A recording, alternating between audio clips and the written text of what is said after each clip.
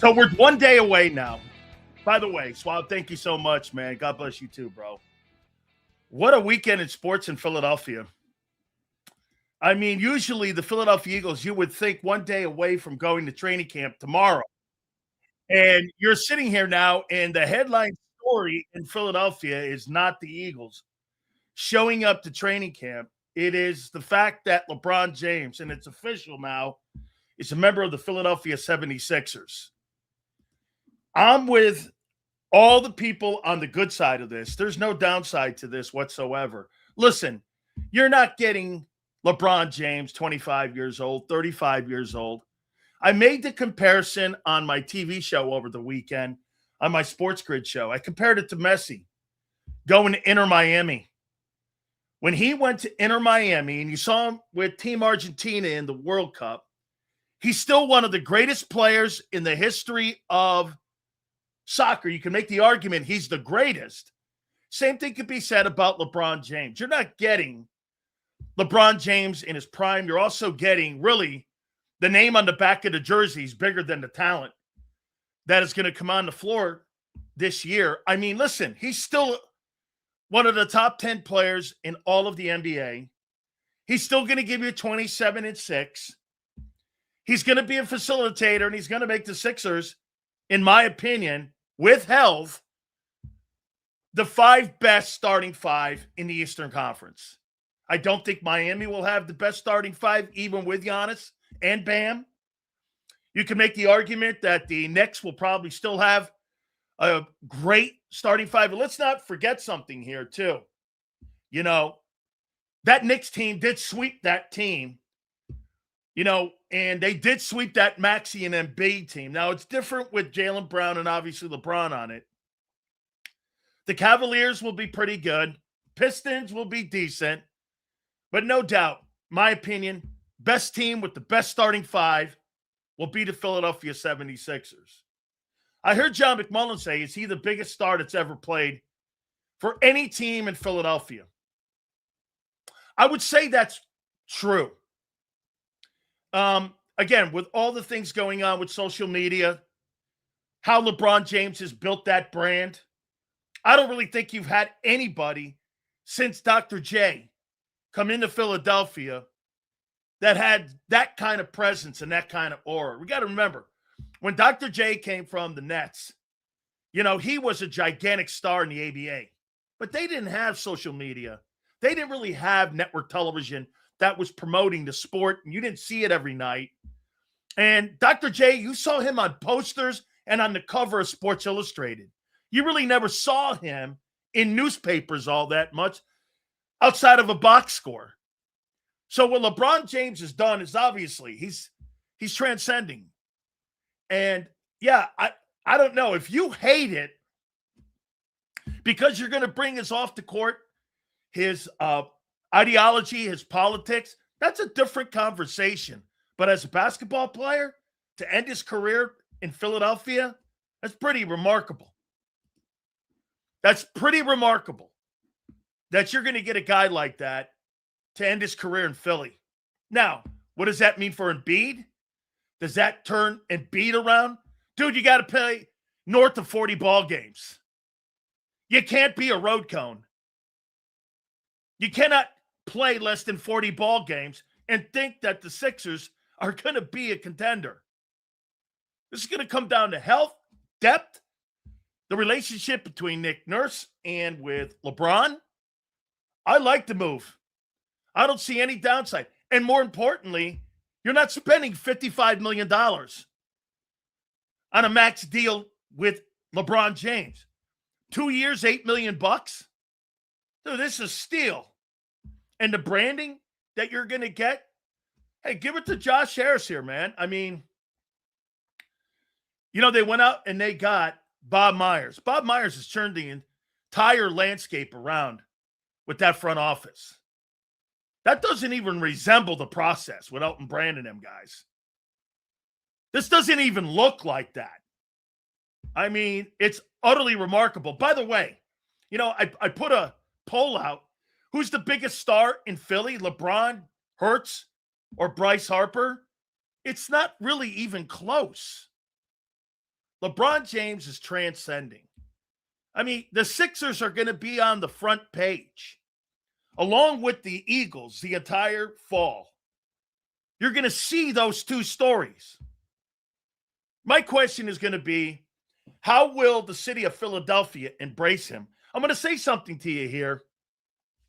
I never thought the Laker family and Los Angeles and him also, I don't think they ever meshed. I don't think they ever accepted LeBron James in Los Angeles. Not like they did Shaq. Not like they did. It was a whole different thing. It looked like it was not generic. So both parties never looked like they fit in LA. It wasn't Kobe or Shaq or Wilt or Jabbar or any. Jabbar had a built-in reason to go to Los Angeles. He played his college ball at UCLA with John Wooden. So they just never looked like they fit. LeBron looked more like he was a Cleveland Cavalier playing in Los Angeles and playing in a small market. Now, look, Philly's not a small market, but Philly's got a mentality where, like Boston, hey, it's hot and cold. It is totally hot and cold in Philly. We either love you or we hate you. There's no middle ground. There's no gray area. You know, that's how old school people think. Hey, are you great? Great. If you're not, you suck. Move on. Nobody gives anybody any latitude. You turn on people with their performance. At least when this Eagle offense collapses on itself, we will have the Sixers laughing my ass off. Thank you, Khalid. I appreciate that. I mean, look, I got to hand it to you, man. That's an awesome move here. And good job by Bob Myers and the Sixers. They're operating in a different lane. Just completely in a different lane.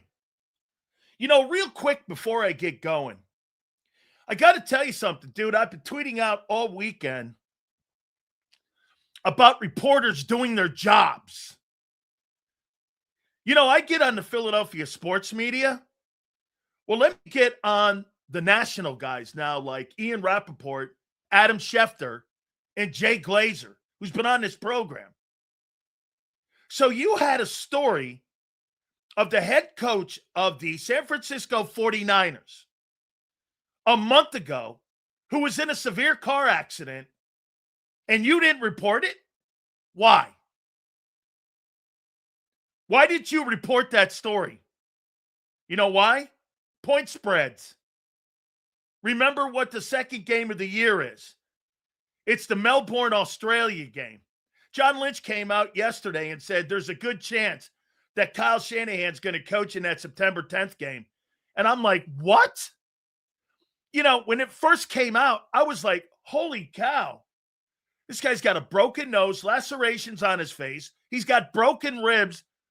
And if you've seen pictures of him, this guy was in a severe car wreck. And the NFL national media guys held that story back. Why? Did the NFL and the 49ers tell him not to report that? Because of FanDuel and because of DraftKings? You didn't want the point spread to drop? You don't want the markets? What would be the reasoning that you wouldn't report and do your job? There lies right there exactly what I talk about when it comes to doing your job. You had a story that the head football coach was in a severe accident a month ago, and you didn't report it and do your job because the NFL didn't want you to go out and report the story because it might drop the point spread. Damn, dude. How do you trust people like that? So is the NFL in your ear all the time telling you? Those guys break breaking stories all the time. Every single time that a guy signs a contract in a big money deal, seconds later, these guys got the information. But you got a story 4 weeks ago of the head coach of the 49ers in a serious car accident that could have took his life? And you don't report that. Holy cow. Talk about not doing your job. Hey, and by the way, those are the people that Reyes loves. Those are the people that are untruthful with their fan base and the people they serve. Hey, dude, I tell people this all the time, and I have for 40 years. I don't work for a team. The people that watch me and the people that engage with me over on my social media pages, those are the people I talk to. Sills, and I appreciate it, Kimbo. Thank you. Sills, is anybody not seeing the bigger picture with this LeBron thing? It's all about Clutch Sports with LeBron being here. Maxey Hurts, all represented by Clutch. And by the way, Magic Johnson, 4% owner of the Commanders. Clutch. There's a lot to that. I'm not ruling that out, that he's here because of Clutch Sports, and there's a lot of their clients that are in the Philadelphia market. Absolutely, Kim. There's no doubt. Hey, by the way, last time I checked, they've kicked your ass the last 2 games. You're not truthworthy with your fan base, Hills. You got Philly going 8-9. Why? What do you mean you're not truthworthy? Of course I'm truthworthy. That's my prediction. You got a problem with a prediction? That's a thing on you, dude. I don't have time to be blessing with you on Twitter, Sills. I don't really care if you do or not. LeBron got the keys to this. Oh, by the way, that's another thing. So Governor Shapiro called the game. He called it what is it? He wants to give him the key to the city, and what is it? A proclamation that it's LeBron James Day? Holy cow. Talk about somebody who's never done shit in your city. You got the governor calling it LeBron James Day. I mean, where's the Jalen Hurts Day? I'd be more apt to go down that lane. Jalen Hurts Day. Guys won 2 NFC titles in a Super Bowl. There's no Jalen Hurts Day. But you give a guy who's never done shit in Philly a proclamation that it's LeBron James Day. Okay, I guess so. Holy cow. As I said, the Eagles are reporting tomorrow. All the teams are reporting now. And how about this? Last weekend was the last weekend of no football. This weekend, we get football. We get some football, dude. This is good.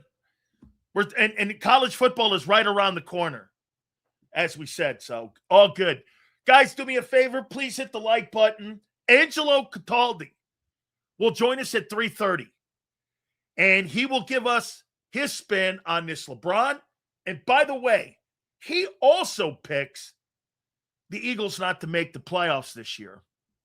And we'll ask him why. I guess he's not being truthful either, right? Because he has a different take than what most of you have. Every day is Jalen Hurts Day for you, Sills. That's all you fucking talk about. You're damn right. Just like in Buffalo, Josh Allen. Just like in Cincinnati, Joe Burrow. Just like in Baltimore, Lamar Jackson. Let me put it to you this way, my friend. When I stop talking about you, that's when it's a nobody.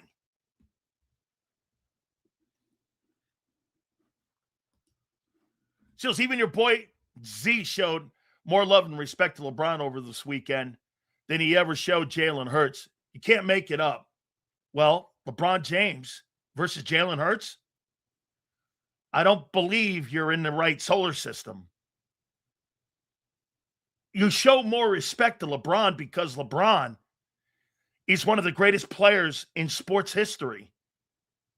Hurts is a caboose. And talking about Jalen Hurts and LeBron James? Yeah, no.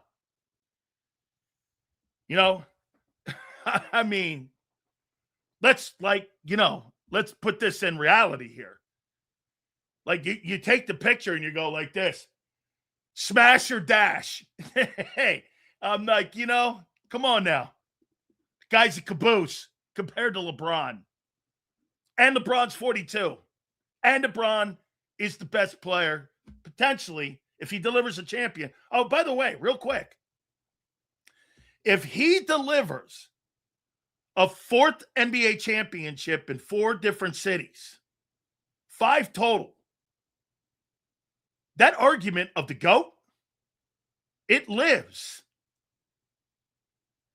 I don't have a problem with athletes moving from franchise to franchise. I think it's actually awesome.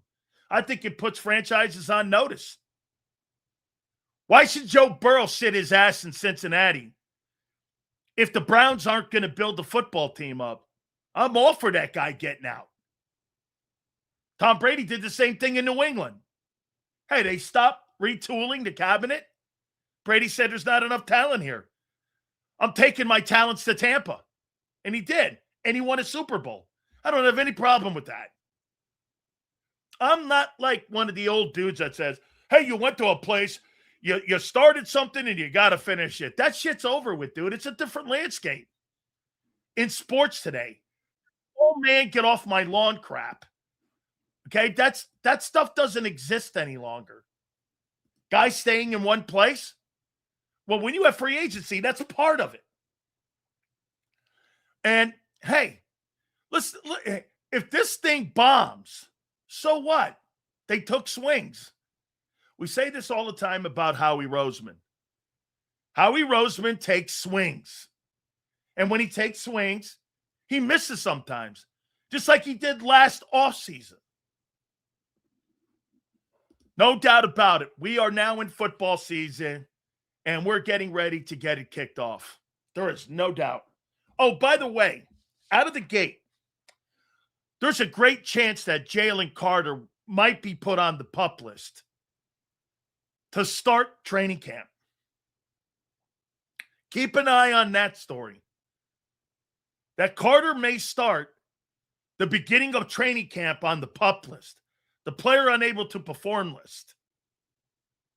I don't know how they're going to phrase this, and I don't know how they're going to word this, but Drew Rosenhaus and Jalen Carter are not happy that the Eagles are punting until next offseason. They are not happy. Look at RC. So wait a minute. A guy coming off of a shitty year, and Vic Fangio said the last time he got in front of a microphone, there's nothing wrong with Jalen Carter to prevent injury. What a stupid take. You play pro football, guy. You're going to be hurt no matter what you do.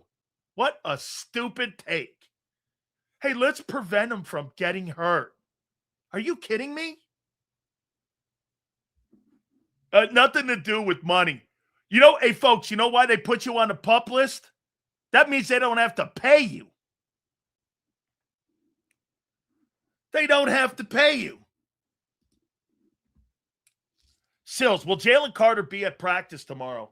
I just said, I believe that you're going to see him. There's a great chance he starts out on the PUP list, or he's going to be one of those hold-ins. It's notorious in how Drew Rosenhaus negotiates. Twiz, it's embarrassing. AJ has, he's the monster, and he's getting kicked him. He's getting locked him when helmets and shorts is a wide receiver advantage. Twiz, it's embarrassing. AJ has, he's his monster, and he's getting locked in when helmets and shorts is a wide receiver advantage. Helmets and shorts is not football. Yo, no, that's not. You go ahead and read it slow yourself, bro. Well, who cares? Maybe a Jomo gets the contract instead of Carter.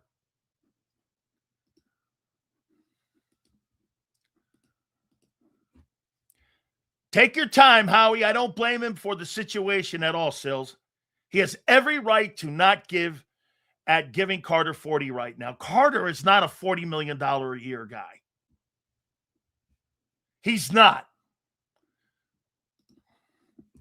Sills, the PUP list is how he's flexing and trying to keep JC and Drew realistic. How he has control for the next few years. Yeah, he does.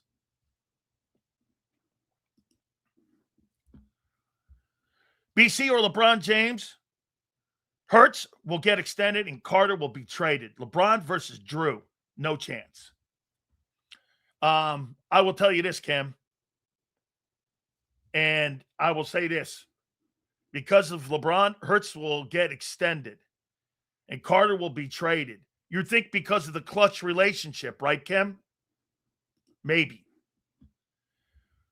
We paid a DT, but he was the wrong DT who played well because it was a contract year. Davis's limited plays, only 2 downs. Yeah, you're paying a guy 3 down money and he's a 2 down player. Now they're gambling and betting on the long here that he's going to be a 3 down player, Jordan Davis. Carter not missing any paychecks. He will be there when it counts. Understand what he has to do. Really? I'll tell you what. We'll see. Where's his contract? You guys told me this contract's coming, and now all of a sudden now how he's going to break precedent, right? And he's going to give him a contract, what, after the first 4 weeks? Sills, how much did you pay Carter? You know, I haven't been asked that. If I'm Drew, I want $36 million. If I'm the Eagles, I got a problem with $36 million. 32? 31? Something in that room? I'm not resetting the market with Jalen Carter. I'm resetting the market with Quinyon Mitchell and Cooper DeJean.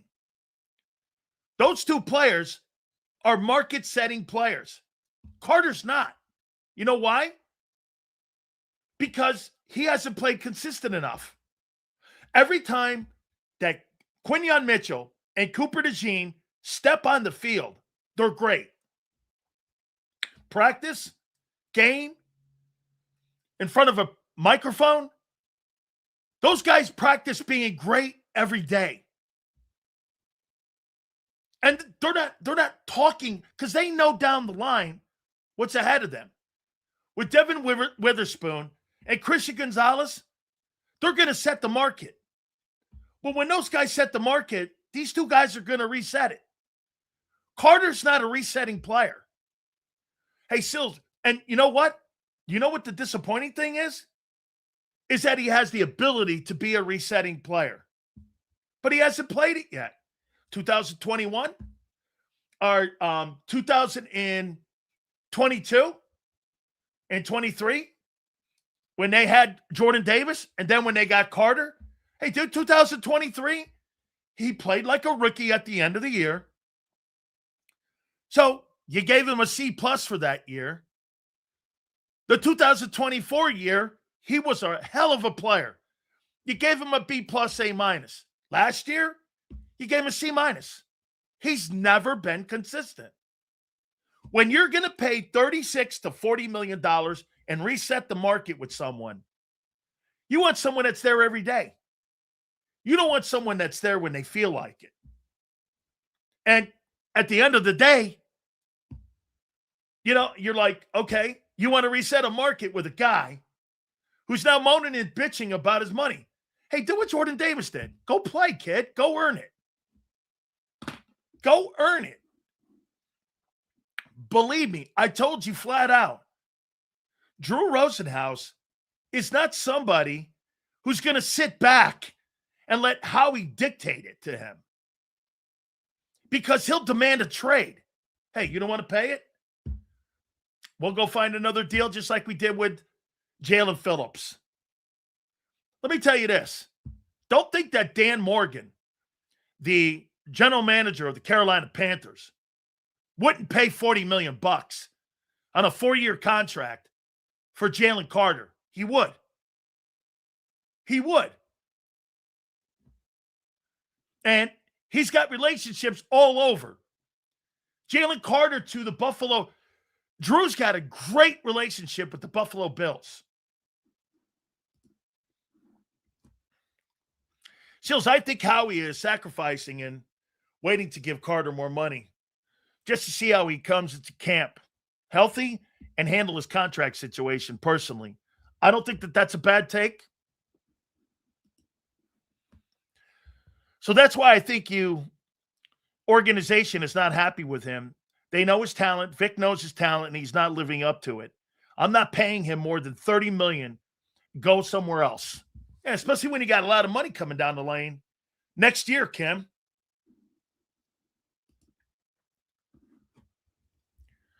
Get this. Carter ain't traded unless it's for a king's ransom. Guess what? The Browns have no interest in Jalen Carter. They had no interest when Howie was trying to get Myles Garrett. No interest. They went like, Jared Verse is a better football player. Jared Verse is a better football player than Jalen Carter.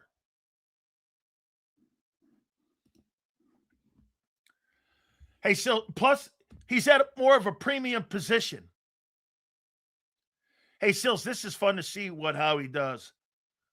Will he pay or trade? No way Howie will let Carter sit all season. I don't think Carter's sitting the whole training camp. I think these guys are going to let both sides know how they feel at the beginning of training camp. Based on what? Okay.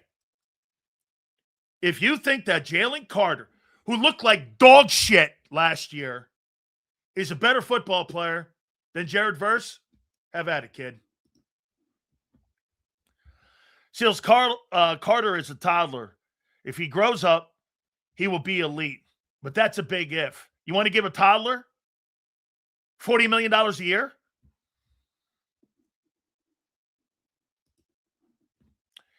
Seals, you were dog shit your whole career. What do I have to do with Jalen Carter? Sticks and Stones guy? Wait a second. This guy goes to Sticks and Stones? Really? Are you 5? What a douche. I mean, guy, really? Now we're going Sticks and Stones? I mean, what do you want to be when you grow up? Let me guess. A 5-year-old.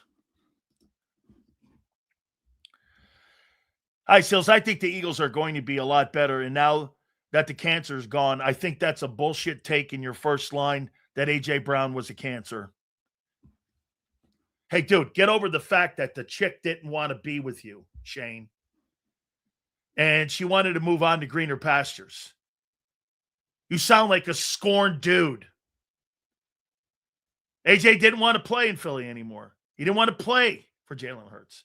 He didn't want to play with Nick Sirianni. He didn't want to be involved in that shitty offense. It's like scorned lovers.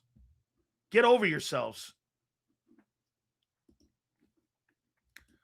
Cancer in the locker room produced a 50-18 record, 2 NFC championships and a Super Bowl, and he was a fucking cancer. Hey, let's not forget something, guy. You could say whatever you want about A.J. Brown. You had the best and biggest success in the history of the franchise in the Super Bowl era with A.J. Brown on the field. Get over yourselves. Seals, I see Carter on the Eagles channel and prepping for this season. Maybe Howie's problem is more with Drew is handling this than Carter. No, wait a second. Howie Roseman and Vic and Nick and any one of those other guys, nobody has a problem with Jalen Carter. This is business. Don't get your panties in a bind, guy.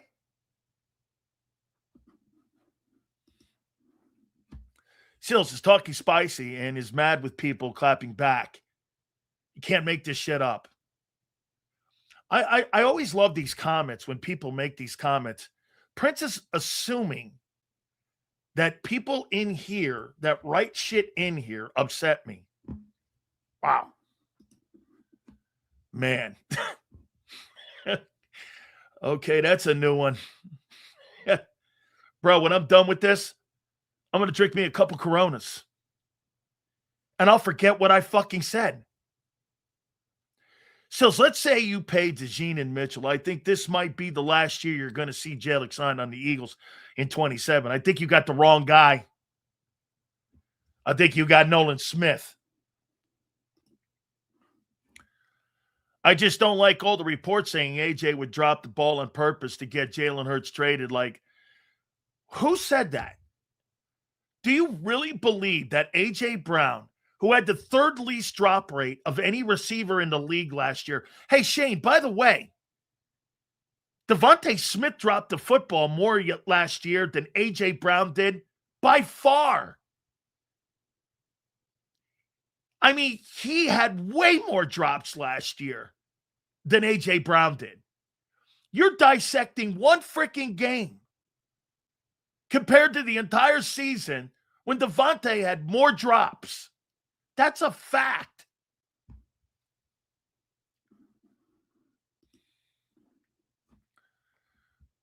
I only said that because it's talk about Carter's personality and actions during his contract dispute.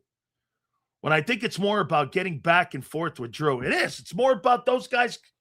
Dude, and by the way, nobody's going to get personal. Drew likes Howie. Howie likes Drew.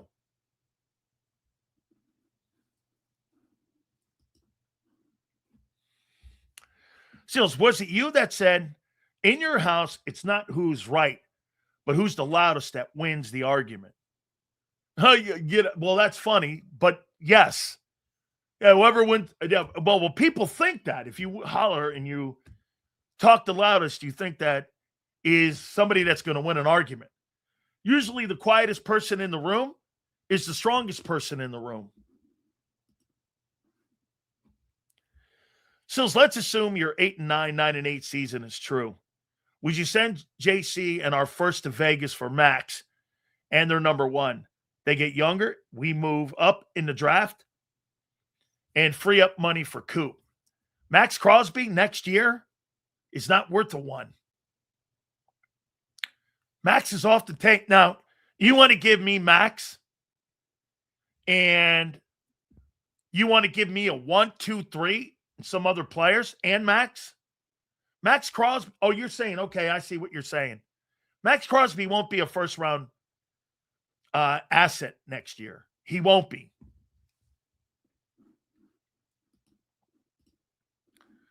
How many wins will it take to win the NFC East in 26? I'm going to say 12.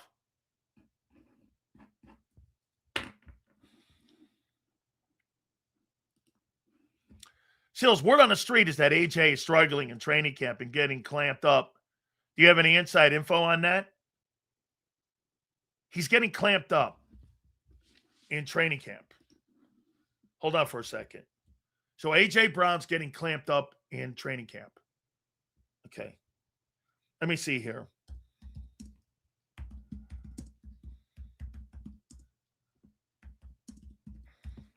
He's getting clamped up. He's getting clamped up in camp. Okay. So let's see here. New England reported with veterans.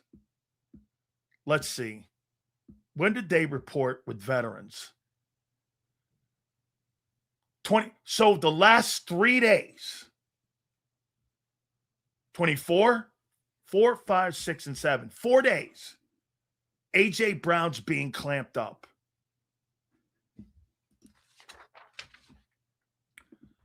Wishful thinking, bro.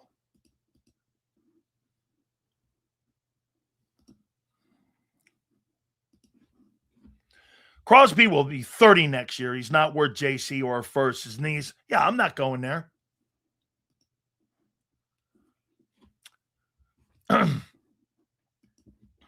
AJ's cooked. Can only hope. He's pedestrian now, Sills. Great move by Howie. Okay. Noted. Sills, I'm sorry, but I'm starting to look at DT as more important than edge. I don't think you're wrong to look there. I don't think you have to be exceptional at edge. I think you have to be competent at edge. And that's what you've been. You've been very competent.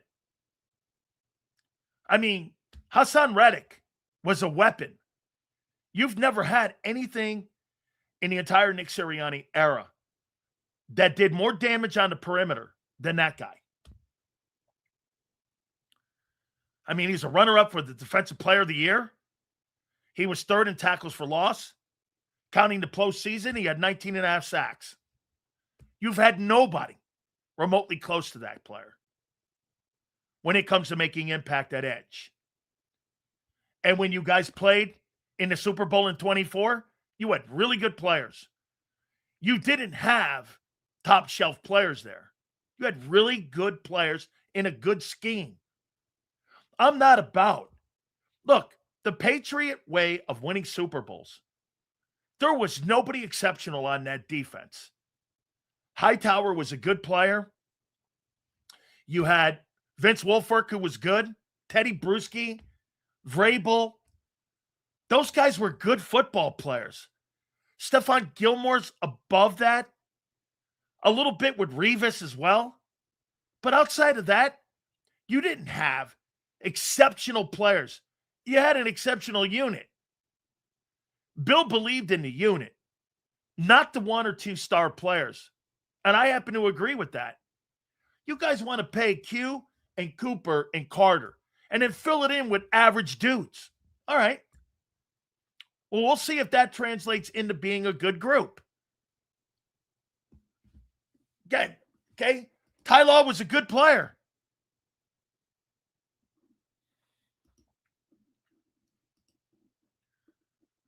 Yeah, Willie McGinnis, Bruschi, Ty Law, those weren't Belichick guys.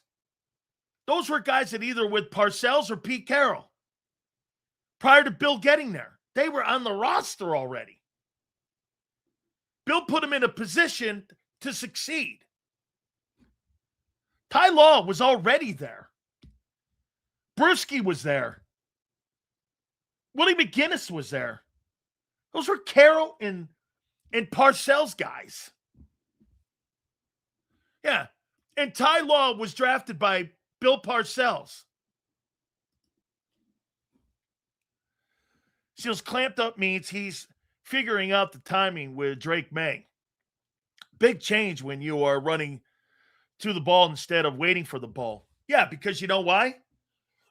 Drake May is a participation thrower. He's going to throw with anticipation. Hurts threw medicine balls. Okay? He throws medicine balls.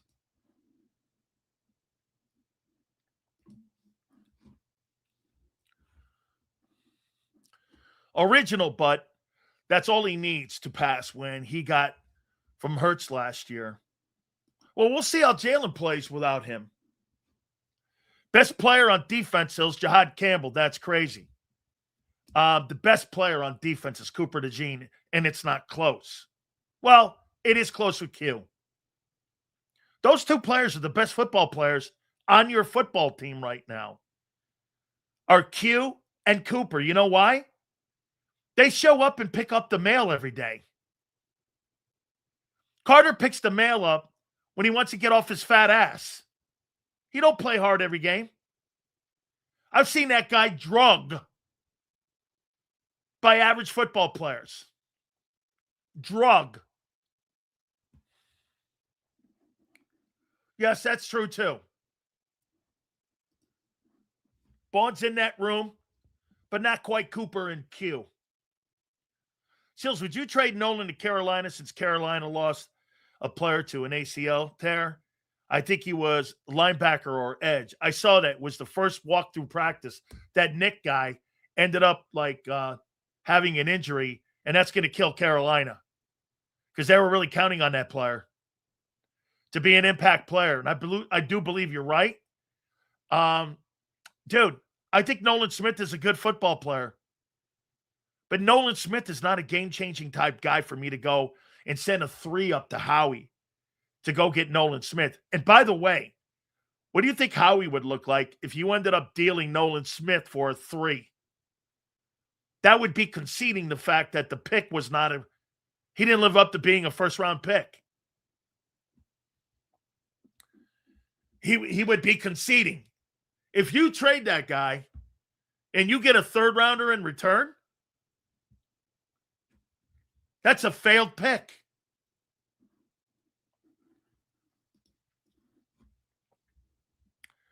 If you draft as good as Howie with Q, Coop, and some others that pan out, you kind of have to pay those top players and figure the rest out. I trust Howie to do that, honestly. Well, again, remember something, SS. Howie didn't figure it out until the trading deadline. Ja'Cory Bennett didn't work. All those other Timu edge rushers they signed had no impact on the football team. Almost every single move that Howie made in the offseason last year didn't pan out. You know, I'll take that back. Adoree ended up playing better. He ended up playing better by the end of the year, and he no longer became a liability. The two players that panned out on defense for Howie, Jalen Phillips and really Adoree Jackson, that they got in free agency.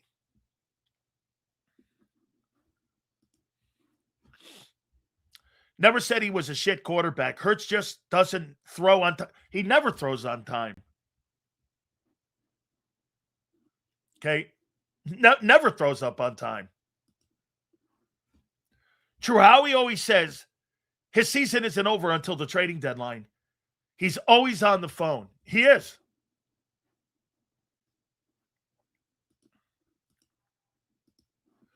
Would you bring Adoree if any injuries happen to Reek or Q? I wouldn't mind Adoree Jackson on my roster for depth. He didn't play. Hey, dude, from about week 8 on, he got better. He got better. He was no longer a liability. Actually, the secondary started settling down even more. Bro, I just saw the clip of AJ getting clamped. You're right. He's finished. He didn't have to get to that. That was almost 45 years ago.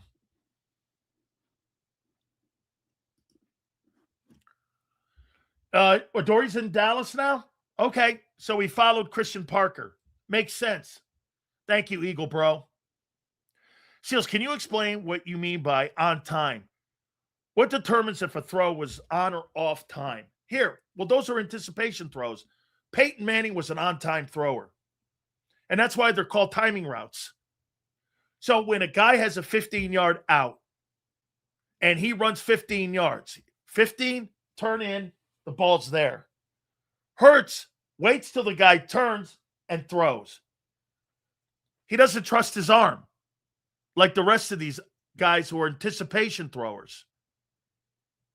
And so, like, when a wide receiver turns for a timing quarterback, that ball's there. Here's Hurts. You turn and you're reaching, or you're reaching behind. That's why the throws are late. And that's why he makes the job of the receivers harder. He doesn't throw with anticipation. That's a fact. That's a fact.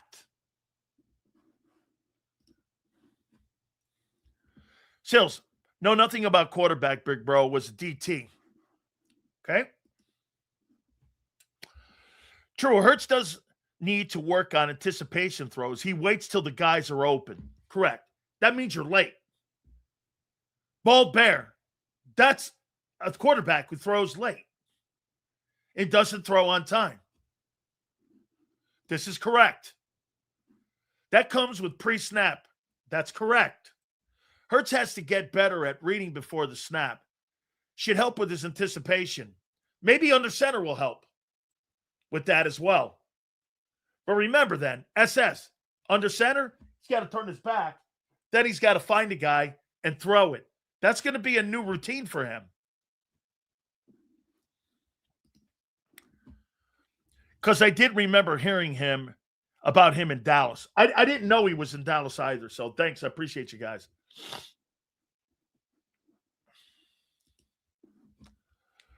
Shanahan's scheme is premised on timing routes and syncing up the footwork. Yes, That's Bill Walsh 101. That's exactly what Bill Walsh is. That's Bill Walsh 101. As I said, Angelo Cataldi's going to join us at 3:30. We'll get his take on LeBron coming to Philly. And also, he's making the proclamation, too. The Eagles are not making the postseason. Gary Cobb will join us. That'll be at 4:30. Big Z will join us as well. He'll be the Mariano Rivera closing it up. So back shoulder passes aren't considered that copy, Sills. Are you trying to tell me you think that Jalen Hurts is a back shoulder thrower? You've got to throw with precision and be that guy from the pocket. Give me a break, guy.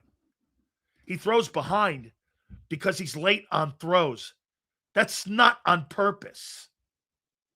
When Mahomes throws back shoulder throws, that's on purpose. Hurts throws back shoulder throws because he doesn't anticipate the throw. He doesn't trust his arm. Not all route schemes in the NFL are timing routes. While the West Coast systems rely heavily on exact footwork and precise timing, many schemes use option routes, read progressions. They're not running RPOs, dude. They are not running RPOs. I'm not debating this with this guy any longer.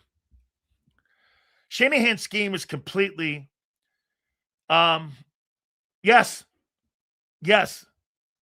It is nowhere. Everything listen, we've gone over this. You're right, Rasputin. Shields, I would say timing does definitely have to involve confidence. Trust your throw. Trust the receiver. We'll get to the ball. Jalen likes the open guy. Yeah, well, you know what I would do also? Get him some easy throws. Yeah, I sound more dumb now because why? We're pointing out the truth. Always know this guy. When a douche like this says this, I know I'm on it. Sills, am I wrong to think Hurts doesn't have to go 40 touchdowns and 5 interceptions with a Super Bowl to get paid? You're right. He doesn't. If he shows he's learning the offense, yes. And the Eagles see a future with him in the offense, he'll get paid. Yes. Yeah, I'm not debating with these dickheads any longer on this shit. Because we're going to find out in 26 what kind of quarterback you have in the pocket. Because they're going to put him in the pocket, and they're going to make him win games in the pocket. And we're going to find out, guy.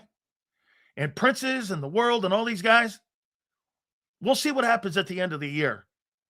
If you throw the football more, you'll win 7-8 games. And that's what I think you're going to do. You run the ball more, you will win your 12 games. But I don't believe it. All the moves you've made in the offseason contradict everything that people think they're going to do. Look at who you signed. Look at who you drafted.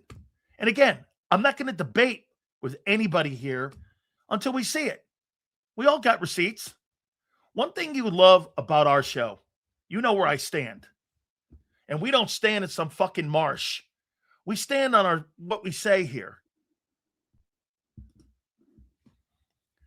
Seals, you're right. Hurts never has easy throws to warm his arm up. Yeah, get him some easy throws. Check downs. He is just randomly asked to go for the home run after a few run plays. That's coaching. SS, ask yourself this. And the thing that I say all the time, the reason why he doesn't throw for $4,000 and 30 touchdowns, because he has one of the most predictable passing games, and they don't throw to the middle of the field, and they don't have an intermediate passing game, and they don't have checkdowns. How can a guy throw for $4,000 when you're throwing to the numbers and that's it? Dude, Blake Bortles. Did Blake Bortles ever throw for $4,000? Let me see. Did he? I think Blake Bortles got to a AFC Championship game with the Panthers. No, with the Jaguars when Doug Marrone was coaching down there. Yeah, he threw for 44, 28, and 35 touchdowns. Blake Bortles. And the one year they went 10-6, I believe they got all the way to the AFC Championship game. He threw for 36-87. Hey, dude, Blake Bortles, 39-05, 44-28, 36-87. If that guy can throw, anybody can. It just depends on what kind of passing scheme you have. Plus, that dude was playing from behind, and he had a great receiver in Jimmy Smith. Jimmy Smith is an underrated guy. And they had a great defense. That's correct. I think they beat the Steelers in Pittsburgh up there with Bortles as the quarterback to get to the AFC Championship game. Blake Bortles, 4,400 yards. Today's NFL, more checkdowns and intermediate passes won't work too long with Hurts because he will start to opt for the harder throw. Well, dude, that's called being patient. Tom Brady made a living. So does Mahomes on checkdown passes and passes to tight ends. There's no coincidence. The best receiving players in the two most successful places in the last 25 years have been Kansas City and New England. And they throw to tight ends and they throw to checkdown. You got 9 Super Bowls in the last 27 years out of Kansas City and New England with checkdowns, passes to the tight ends. Those aren't deep passing attacks. That's why Kansas City doesn't have any deep threats. Xavier Worthy, he's a dude. Xavier Worthy's a dude. Unless you find Carson Wentz 2.0, I'd stick with Jalen, and if it takes growing pains, at least you know what you have. He's a championship caliber quarterback when you do it right with Jalen. Yeah. You play him like he is in 22? He is. Yeah, Seals, I don't get it. The numbers are pretty good for Hurts between the numbers. So why not call it more? Correct. I'm with you. I see him too. Guy's had 99 passes. He's had like 80% across the middle of the field. And yet Nick doesn't want to do that. That's an organizational decision. And maybe a little bit of the quarterback. Think about that. You're almost 80% across the middle of the field, and you've only thrown less than 100 passes.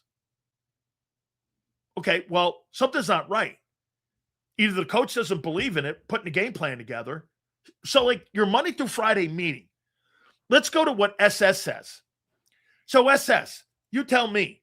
You're in a meeting. You got your quarterback coach, you got your passing game coordinator, you got Nick, and you got your OC. And so when somebody bring up in the room, hey, guy's 80% across the middle of the field. I know he doesn't go there frequently, but you might want to open up the game a little more and maybe throw to the third wide receiver, which you never do, and maybe get the tight end more involved. Doesn't anybody say that? So the last 5 years, nobody has said that conversation. That's got to be the quarterback. I don't like that throw. It's too risk averse to go to the middle of the field. And to Nick's side of the conversation, he's right. He's got 2 14-win seasons in there doing that. Okay? The context is this. He's got a high percentage, and they don't go there. Well, whose decision is that? Whose decision is that? Hey, get this. Organizational decision? You told me he was playing not capable of doing it, but now you agree his middle stats are okay. Once again, this guy will not listen. I'm talking about what they're thinking. And what a guy just said about going across the middle. I have been 1,000%. The guy doesn't throw across the middle because they're afraid of turnovers. That's a coach's decision because they don't believe in the guy, or they would do it.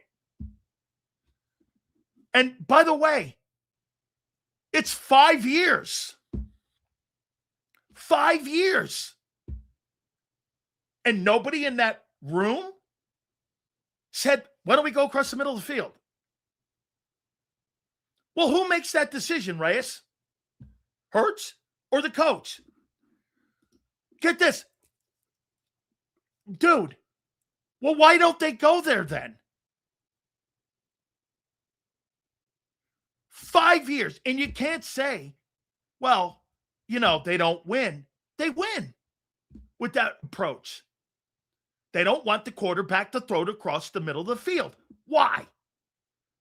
There's a difference between them not calling and him being too untalented. Okay, folks, so when you do something very well and you do it often, are you not great at that if you're a pro athlete? If you do something great, you do it often. Hurts does this well and gets this. They don't call it. Hey, bro, answer your own question. Why don't they? Why don't they throw across the middle? Hold on. Why don't they throw across the middle? I know it. He can't. And that's a coaching decision. Why don't they? 2,400 passes, 99 of them. Why don't they go more there? Risk averse, but that's schematic, not because he's untalented. So wait a minute. You limit your passing game because your quarterback can do something, but you don't do it anyway. And when you needed it a year ago to carry your football team when your running game did not show up, what's your excuse then? When you still didn't throw across the middle of the field? Dude, that guy is so bad of a football person. He has no knowledge of the game. Hey, Hoss, you need to stick to Madden. Hurts throwing across the middle of the field is like saying Shaq can hit 3-pointers because he hit one time. And I remember watching that when he hit that 3. It was in Orlando. I believe he was with the Magic when he hit that, Coyote. Coyote, double check me. Shaq hit a 3 when he was in Orlando. I don't think there's been a lot of them. And I think he did that when he was with the Magic. I mean, limit the passing game because the quarterback couldn't get the receivers the ball. Correct.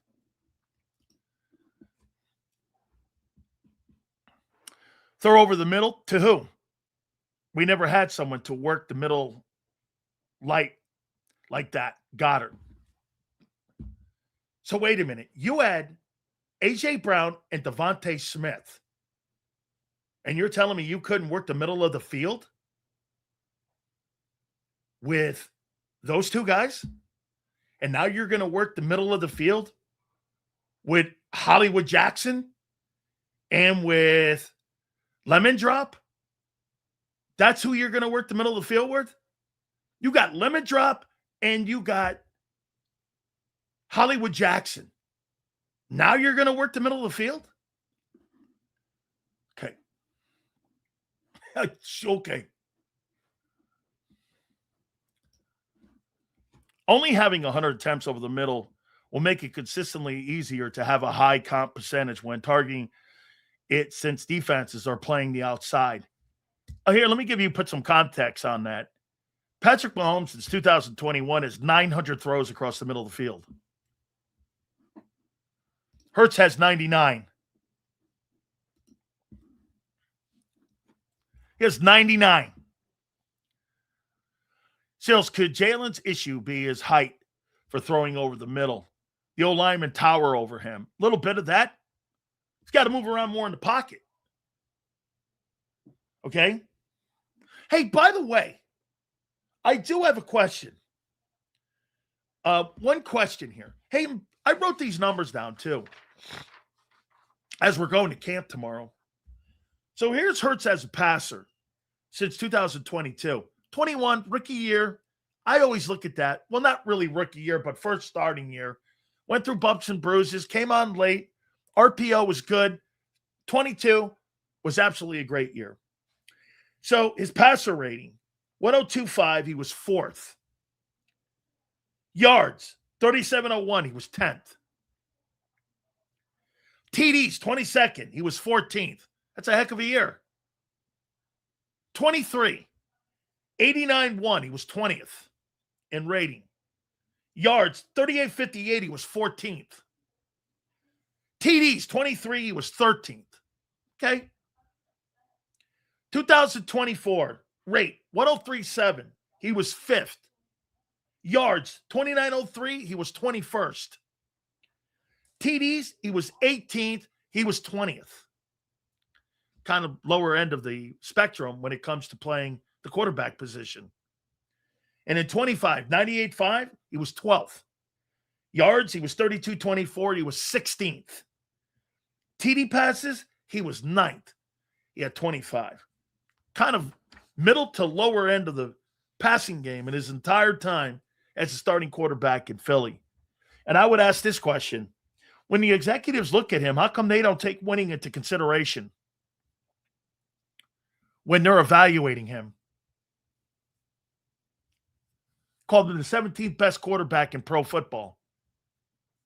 How come they don't put winning into the evaluation when they're looking at the player? What do you think? Why don't you put winning into the conversation?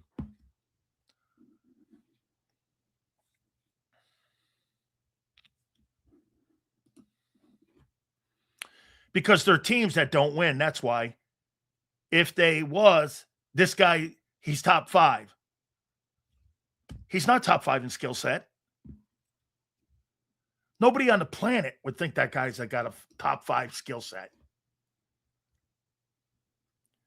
If you want to nickel and dime Hurts, we got to keep the same energy with these other quarterbacks and why they fail year after year. I've said this numerous times, dude. Once again, you missed the point. It's a team sport. It's a team sport. Quarterbacks don't win Super Bowls. Teams do. Organizations do. Rosters win. Great defenses. A great run game. You didn't win the Super Bowl in 24 based on quarterback play. You won it on a quarterback not making mistakes and an exceptional running attack and great defense. That was the mantra of that 24 team. If you were going to write headlines, that would have been the headlines of that team. Not exceptional quarterback play.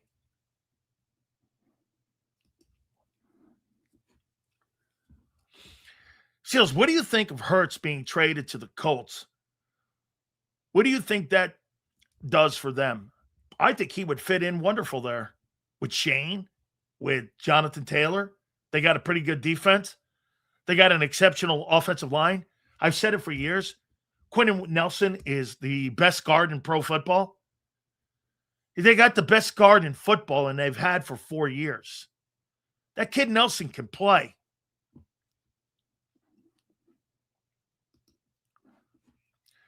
She was 100 attempts with about 40%. I'll get it. If somebody shows me 80 times they can do something out of 100, I'll go with it. I don't get Nick. I'm just curious because, one of the conversations going in, I was doing the TV show this past weekend on Sports Grid, and that was one of our conversations. How come nobody in the league looks at the guy with any high regard with a skill? And it always comes down to the players around him. And that has been my number one conversation. You don't have a loaded team, he's not going to play elite. You have a lesser talented team, he can't be elite. I mean, that'll be, by the way, one of the great conversations this coming season will be this. How well will he play without A.J. Brown? How well will he play? How well will Devontae play?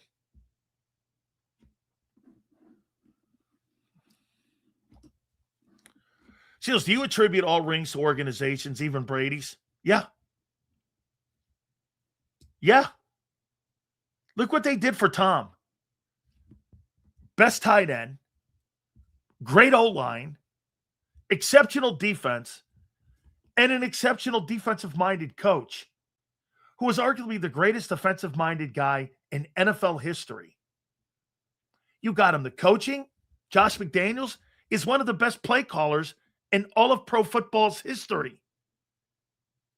He may suck as a head coach, but as a play caller, Josh McDaniels is one of the greatest play callers in NFL history. I mean, he's doing the same shit now with Drake May.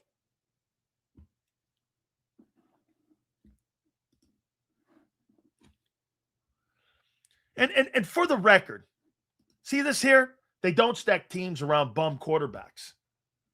Okay, well, as I said, name me a Hall of Famer that Tom Brady won a Super Bowl with outside of Gronkowski as a skilled player in New England.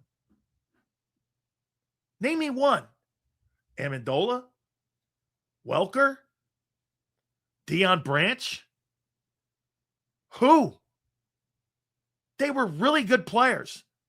They weren't exceptional. Brady elevated C students. Those guys outside of and where did Welker go? Welker went to Denver and played with Manning. I mean,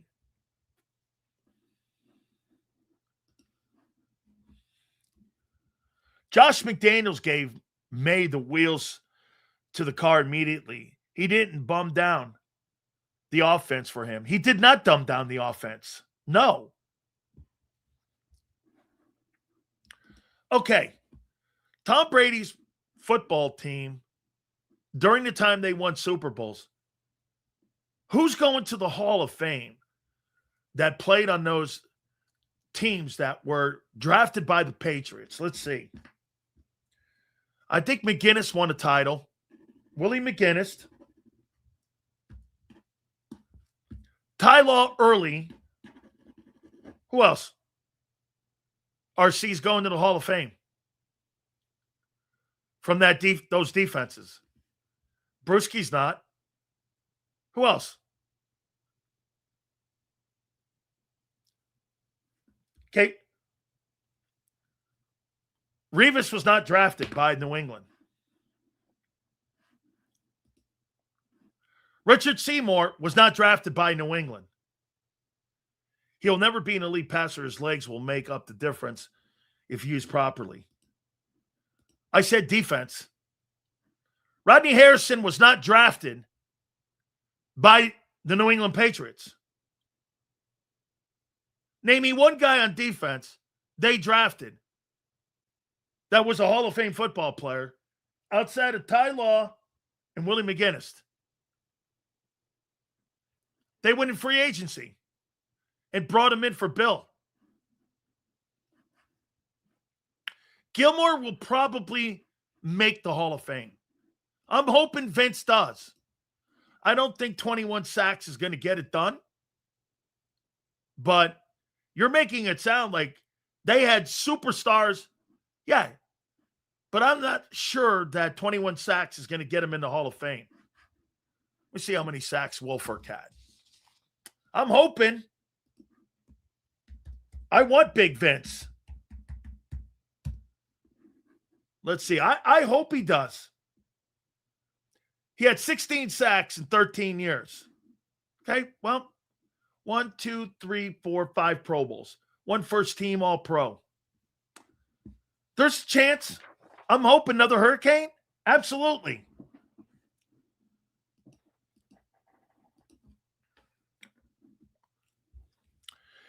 Any today era teams are showing you they don't need much to win no more.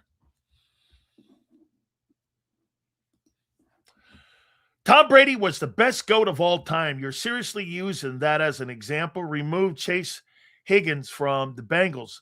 Remove CD and Pickens from Dallas.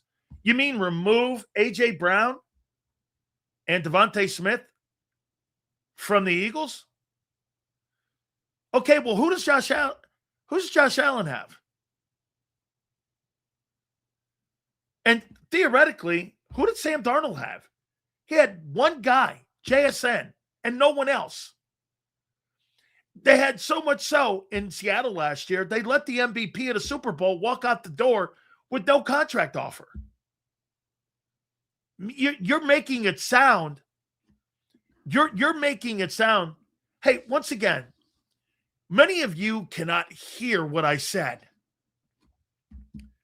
Okay? Many of you can't hear. And that's okay. Because you take a little bit of what I said.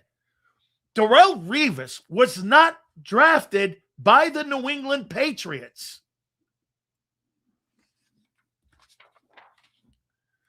Sills, if Jalen Hurts had gone to the U and had the resume he has now with the Eagles, what would your stance on him have been?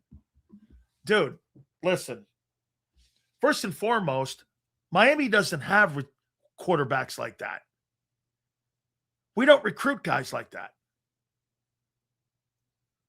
We recruit dudes with arms because we have guys like Malachi Toney there. And when you bring quarterbacks in like that, they don't get fucking benched. Are you really trying to compare like Miami quarterbacks? Like with Kelly and them guys? We just had a guy drafted number 1 overall 2 years ago. Bro, no, I wouldn't. What do you what? Hey, would I be rooting for him? Yeah. Am I rooting for him now? I don't really care. Dude, Jalen Hurts, whether you guys love him or not, that's irrelevant to me. I don't give a shit about him. You guys like him. You guys love him. You guys think I don't give a shit about that stuff. I'm talking about his ability and what he's going to do this year and how the Eagles are seeing him right now. Nothing more. Nothing more. Since I looked it up, Seymour was drafted by New England in 2001 overall by Belichick. Okay, good. So Belichick had Richard Seymour. Ty Law wasn't drafted by him. And Willie McGinnis wasn't drafted by him.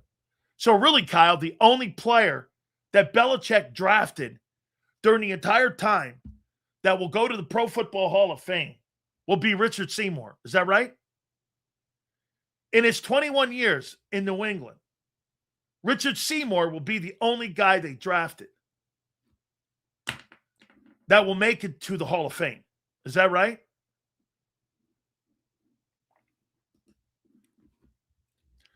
Sills, the league loves flash over wins and losses. They want to get entertained. They don't care about hard mode football, but your hands in the dirt, put your hands in the dirt to get the win. Hurts will never get appreciated. Probably not. Majority of the quarterbacks aren't what they are without elite weapons and rosters. Dude, you've had the best and the most expensive roster in Philadelphia, and you can't dispute it. You're paying this year $243 million. Oh, by the way, I do have a question for that. Camp's tomorrow.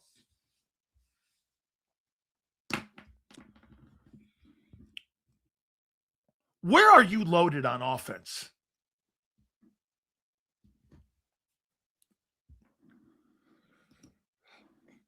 Hard to get Hall of Famers with consistently drafting at the bottom of the draft. Yeah. And think about that. And still winning 6 Super Bowls. Where are you loaded on offense? Where are you loaded with talent?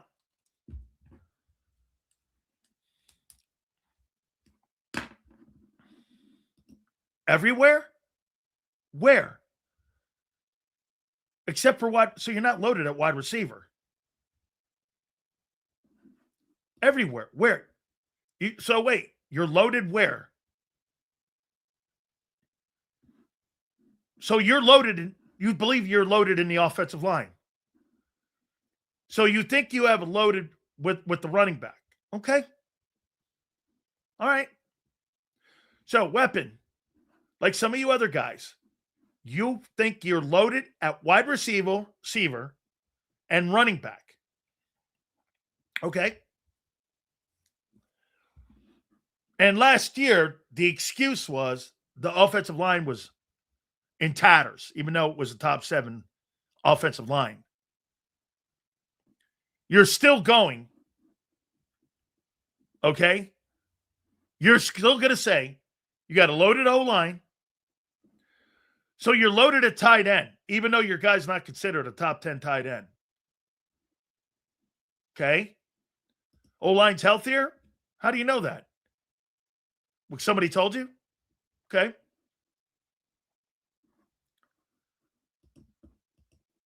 Sills, just running back. Okay. Listen, I'm not disputing anybody on July 27th. By the way, my daughter's birthday today. It's little Dee Dee's birthday. So running back, where do you believe you're loaded? Running back? Where else are you loaded on offense? I don't think we're loaded on offense. Well, hey, Flexin, I'm not trying to trap anybody into this. I want to see, thank you guys. Yeah, it's her 25th birthday. We're very excited. Oh, killer, dude. Remind me. Thank you, brother. Appreciate that. Guys are awesome. So, I am not setting anybody up here.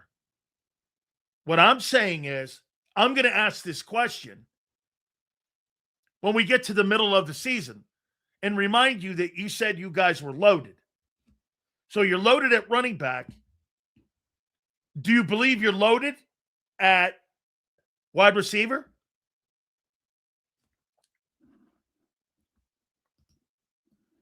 I just don't think we like that on offense. We're not loaded. I just think we have more depth. So you have more depth on offense other than defense? So you think your front line, okay. So in your opinion, you believe that you have, and you're deep on offensive line, right? So you think you're elite on O-line.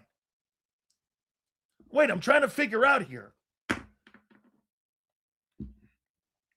Where are the Eagles loaded on offense with talent? A loaded roster. I heard Jeff Kerr say that, and I was like, okay, really? The same people you had a year ago, minus AJ, couldn't get out of their own way. Exceptionally talented, great players, top 5 at their position. As a matter of fact, the only player you have in the top 5, according to NFL executives, on offense is Barkley. That was because of the scheme, not talent. Let me ask, folks, let me show you how fucking dumb this guy is and how this guy is as smart as a box of rocks. Do you think the scheme was like over the charts hard in 24? Compare the scheme in 24 to 25. What do you think was an easier scheme? 24 or 25? Well, shit, you didn't throw the ball. You were one-dimensional in 24. You didn't have a passing game. You were 30th. Scheme? You had a simpler scheme in 24 than you did in 25. This guy talks about fucking scheme. What? Bro, you were simpler in 24. You threw the ball 340 times.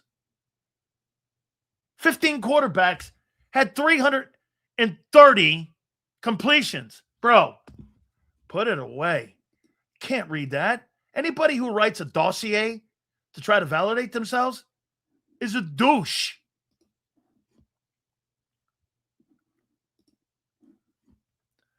Man, some of y'all are really blown away by this offense. I just don't see it. Hopefully I'm wrong. There you go, Bald Bear. That's what I'm saying. Where are you fucking loaded? Where are you loaded on talent? Running back? Okay. By the way, I'm asking you, where you think you're loaded. Angelo Cataldi's going to join us in about 7 minutes. Seals, were loaded at wideout with 3 first-round picks, Smitty, Lemon, and Hollywood Brown.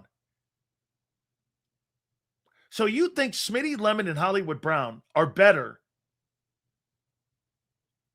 Jay Brown, you think that Smitty, Lemon, and Hollywood Brown are better than A.J. Brown, Devontae Smith, and Jahan Dotson?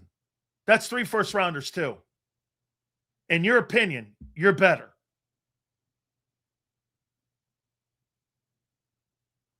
You think you're better. Now, here, see? Not even worthy comment. Don't comment on that shit. AJ went in the second round. Okay. Okay, so wait.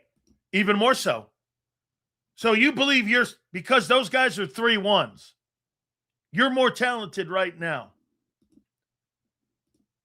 They're better than 25. AJ didn't want to be here. And Hollywood Brown hasn't been a player since 2021 with Baltimore. Okay.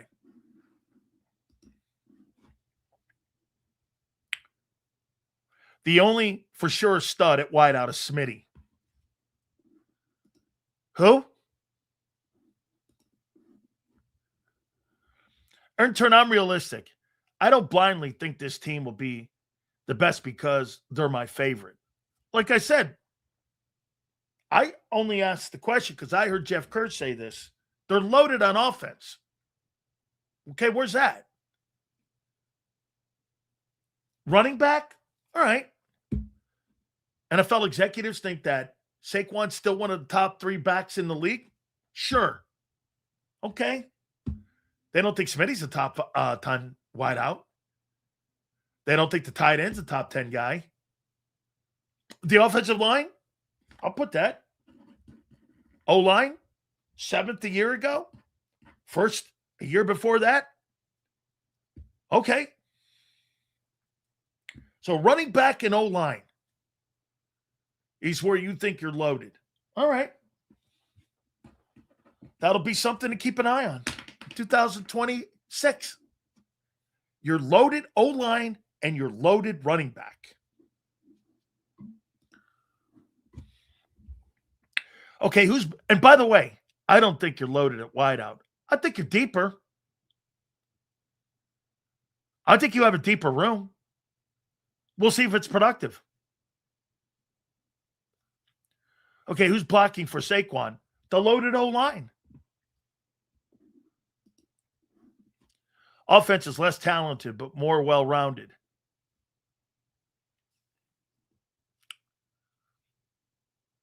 I don't know about well-rounded. The defense has taken strides under Vic the last 2 years. They've taken strides. The offense has wobbled. Why? Injuries. Getting older. Style of play. Schemes. Coordinators. Sure. All of that.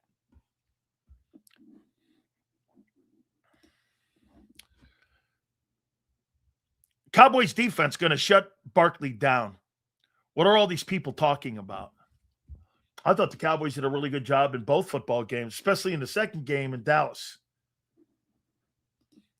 That's going to be a game for sure this year. We're deeper at wideout, but less talented without AJ. That's a fair comment, and I'll subscribe to that. I will. Boy, I'll tell you what. When this news broke, and I was talking to Rick Barry over the weekend, And I think Rick Barry made the same comment because I went over to AngeloCataldi.com and LeBron is a Sixer. Hurrah. And I was like, wait a minute here. Is that Angelo being Angelo? Wait a second here. I want to read you. Dude, Angelo Cataldi not only should be on the air, but he should be writing a column for that less talented newspaper that used to dominate the world when it came to covering sports, the Philadelphia Inquirer. Now it's like the National Enquirer. So in the interest of encouraging the outpouring of excitement over the signing of new Sixer LeBron James this weekend, I have removed my party pooper hat while writing this blog. Hey, I may be a chronic grump, but I'm not stupid. My 33 years in sports talk, plus being a columnist, never to discourage the glee of a special moment with my own dark reality. This is awesome. This is a time of joy for all Philadelphia sports fans. One of the greatest players in basketball history has chosen to end his career in our awesome sports city. And who am I to recite all the reasons available in previous blogs why the addition of James and Jalen Brown are not necessarily going to lead to the 43-year NBA championship drought. You see how he did that? You know what he's doing here, Angelo? Angelo's doing this. He's not really slapping you in the head. He's just giving you a couple taps on the chin just to make sure you're all awake here. He's not kicking your ass. Okay, but you know what he is doing? He's subtly setting you up. He is subtly setting you up. What a day. You get a 42-year-old LeBron James. It's like Messi coming to Philadelphia. It's true. Messi at Inter Miami, that's kind of what you're getting. I compared this move on Messi going to Inter Miami at 39. Still a great player. But the back of the jersey is bigger than the stuff you're going to see on the court, in my opinion. So, the 76ers are operating in a different lane. And I could not wait to get this man's comments on one of the biggest days, in one of the biggest moments in Philly history, the signing of LeBron James to the Sixers. The great Angelo Cataldi joins us now. And Angelo, don't do that. Don't do that. Wait. You were the first person I thought about, and I heard this on the airways. This is the greatest athlete that has ever played in Philadelphia sports history. Is that true? No. We had Wilt. Good try. We had Wilt Chamberlain. Wilt Chamberlain is the greatest athlete in the history of history. All right. He's the greatest athlete ever. He's 7 foot tall when nobody was 6'6". And he was jumping through roof. No, he was phenomenal. All right. But see, I was in a bad spot here, Dan. I'm sorry you had to read that because I had to finesse the fact that the previous 3 columns in my notes section, I said, please don't bring this guy in. It's going to be horrible. See, I wasn't thinking anymore like a radio talk show host. If I was thinking like a radio talk show host, I would have begged him to bring him here. Wow, the city went nuts. I don't think there's anything else that could have happened that would have activated more the Sixers fan base than bringing LeBron James here. And the fact that they did it after they got Jalen Brown, what? We have an all-star team. You got an all-star team right now. Now, the truth, again, see, I don't want to ruin the moment, but this, in my recollection, it only happened once that you brought in an iconic player and he won you a championship, and that was Tom Brady in Tampa, right? Just a few years ago. It didn't work with Joe Montana. It didn't work with, I'll think of anybody. Aaron Rodgers. Didn't work with Aaron Rodgers is the current example. 40, he's around the same age now, just about. And he ain't winning anything in Pittsburgh. Right. But it's fun. So I wait a week or two, and then I ruin the party. I let the party play out a little bit. And then when they start serving the alcohol, then I ride in to tell you it's not going to work. I'm not ready to say that yet. I'm just going to say, wow, these here, you want a positive spin? These new guys. We went from Daryl Morey, who was absolutely hideous at his job of finding the right pieces to put around Joel Embiid. And they bring in the new guys, Bob Myers, Mike Francie, and all of a sudden, they get Jalen Brown. Can you imagine Daryl Morey's face? Daryl Morey, somebody called, hey, Daryl, I don't know if you heard. The Sixers are also getting LeBron. Crazy. I mean, they're in a different lane right now. I mean, yeah. So Bob Myers comes in here. What he did in Golden State. Yeah. He built that dynasty up. I mean, and then, like you said, so in a matter of weeks, they get Jalen Brown and they get rid of that crappy ass contract with Paul George, and they bring him in. Then 2 weeks later, they land on LeBron James. I'm like, they're in a different lane right now. I mean, this is really Bob Myers, right? And here's the thing. Yeah, 2 years, $8 million. It's you look at that and you go, 2 years, $8 million. Are you out of your mind? Do you know how much Joel Embiid's getting next season to probably sit on the bench half a year? $57 million. The Eagle kicker's making more than LeBron. But he, to his credit, LeBron, thank you. He's playing for peanuts because he's worth $1.4 billion and he'll make 20 times that on endorsement stuff and all the other stuff he does. So it's not, his salary is not that big a deal, but it worked great for the Sixers. This is what's going on now. It happened with the Dodgers and they take a lot of money and they defer it. So he ends up, it doesn't hit you that much in the salary that you have in that particular year. It's the same thing now. We got to discount LeBron, a discount, major discount. It's almost too good to be true.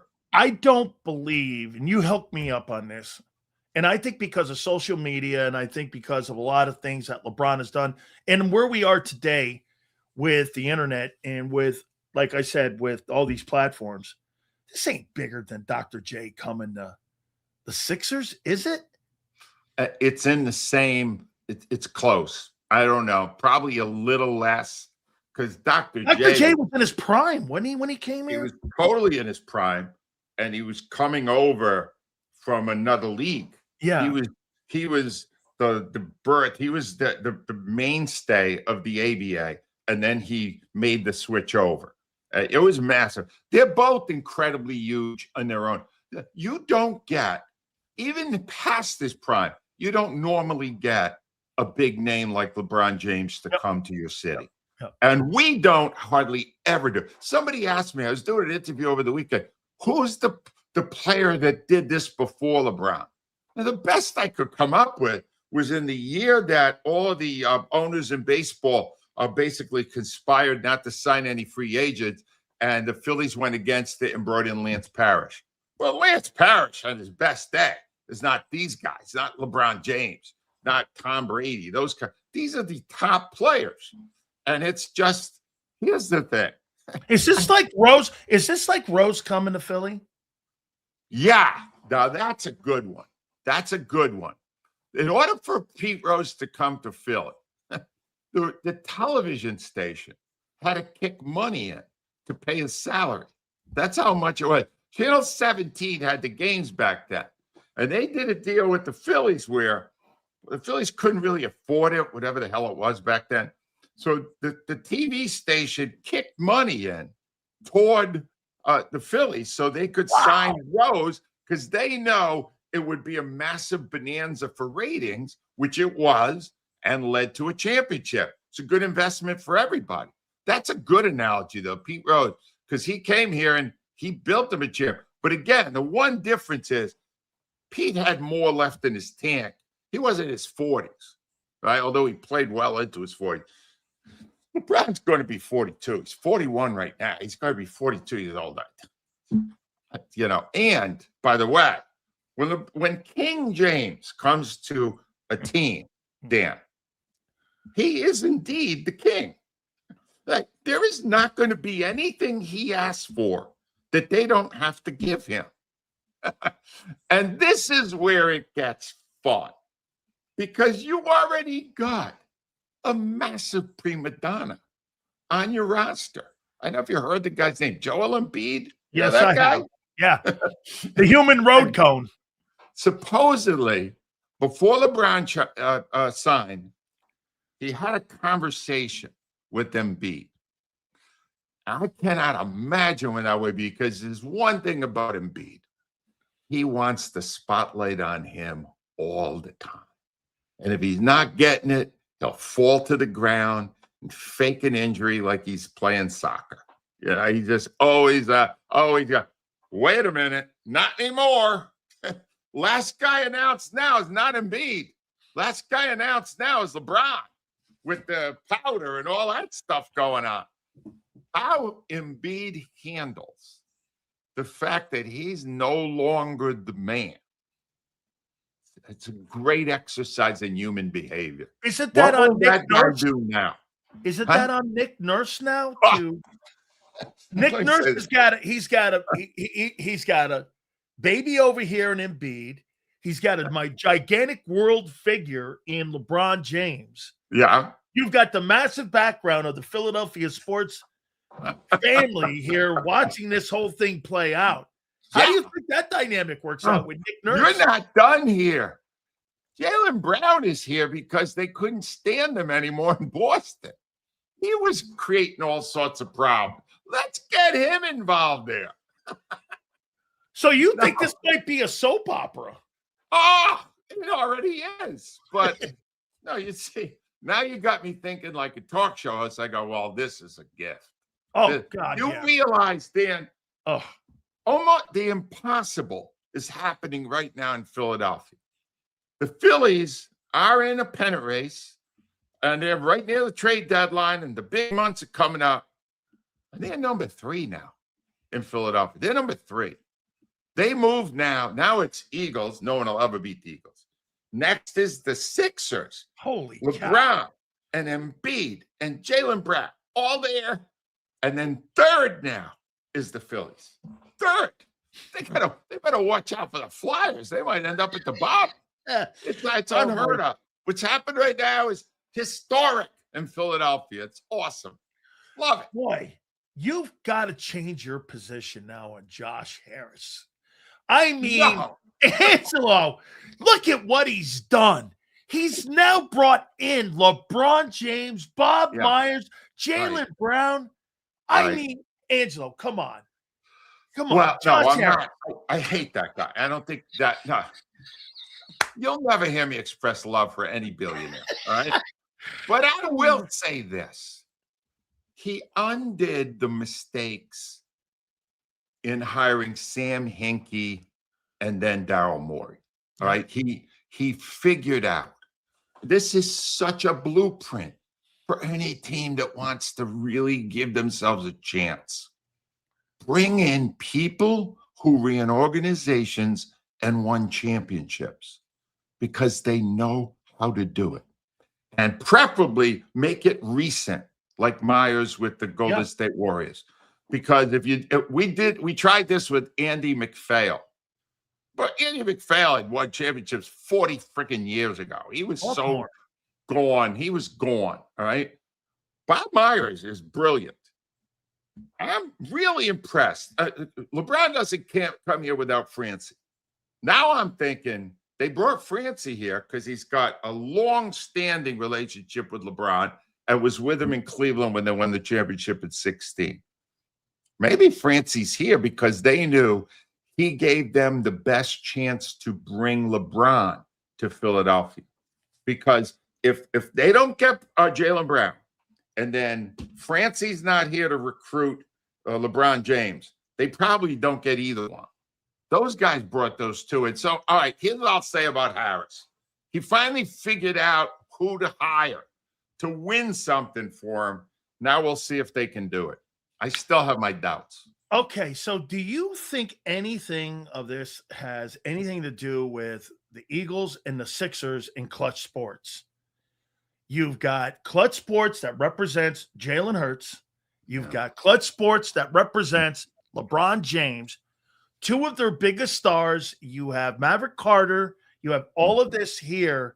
I don't know. I mean, how much did that play into it, too? One of their biggest superstars.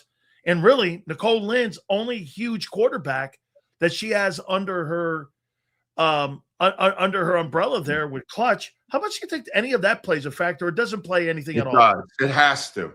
It's all interrelated now because it's all business. Because it's money. And all these things. Let me try to explain to you where we're heading here. All right, so you got Rich Paul, who is he's the agent for LeBron James. Rich Paul, last I heard, is having a very serious relationship with Adele. If LeBron announces that he wants Adele to sing the national anthem at every Sixers game, who the hell's saying no? No, you're not. No. We got Adele. Hey, Adele can do a concert after the game. No, it's all interrelated. Do you understand? That's why sports is always so much fun. Because, who hates who loves who, where's the next soap opera going? The Sixers now are the best soap opera in sports. The best. Right now. Okay. You mentioned the Phillies. Is it, according to your blog, Dombrowski or Dombrowski? Where are we going with the Phillies? I got this email from this guy, Todd Cohen, and he just he blew me away with all his expertise on just how badly Dombrowski has done, how many terrible contracts he signed, how many mortgaging of the future, which he's done at other places for players he brought in. Adalis Garcia, he's gone for the year already. Right. He brings in, he's got $30 million right now, just in right field, that is gone. Castellanos is getting $20 million this year from the Phillies, and Garcia's getting $10 million. And they got a guy out there in Cones who doesn't look like he's ready to play in the big leagues because they already blew $30 million in right field. And it's all over the diamond. He's got a Nola, Aaron Nola. He's terrible. He's awful. He's paying. They got another 3 or 4 years to pay this guy, and he's done. He can't get anybody out anymore. So Dombrowski right now, he's got 1 week. You realize right now, a week from now is the trade deadline. If he does not somehow find enough bodies out there to get that offense playing again,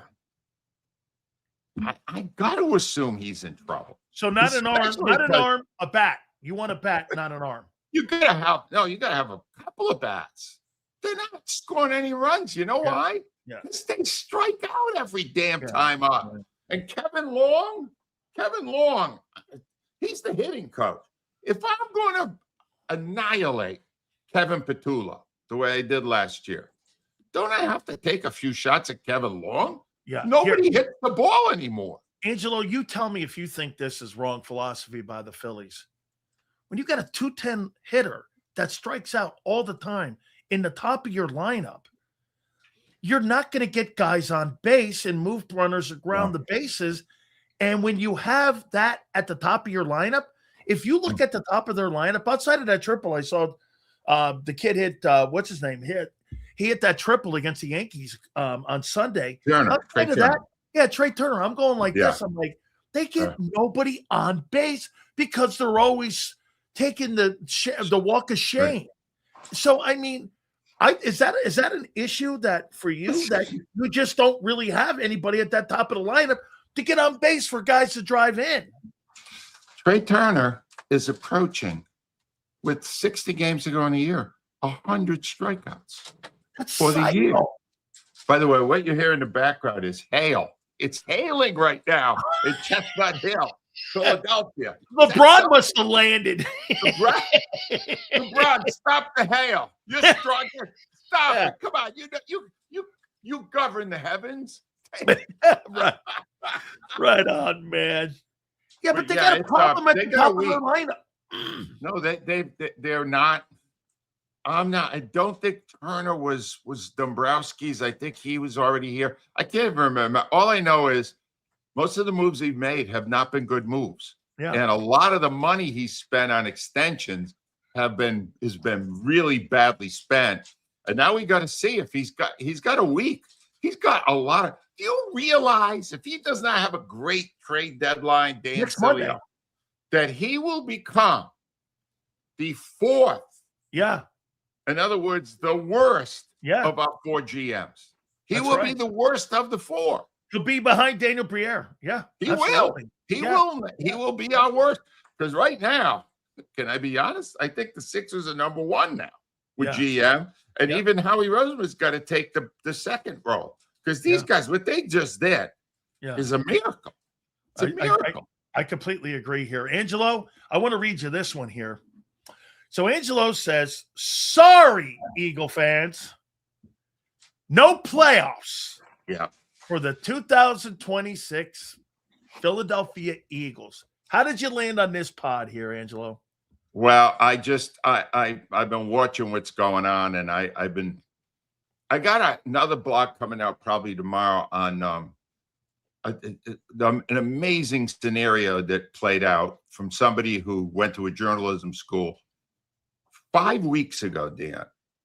The Eagles gathered together the media and rolled out Nick Sirianni to discuss training camp.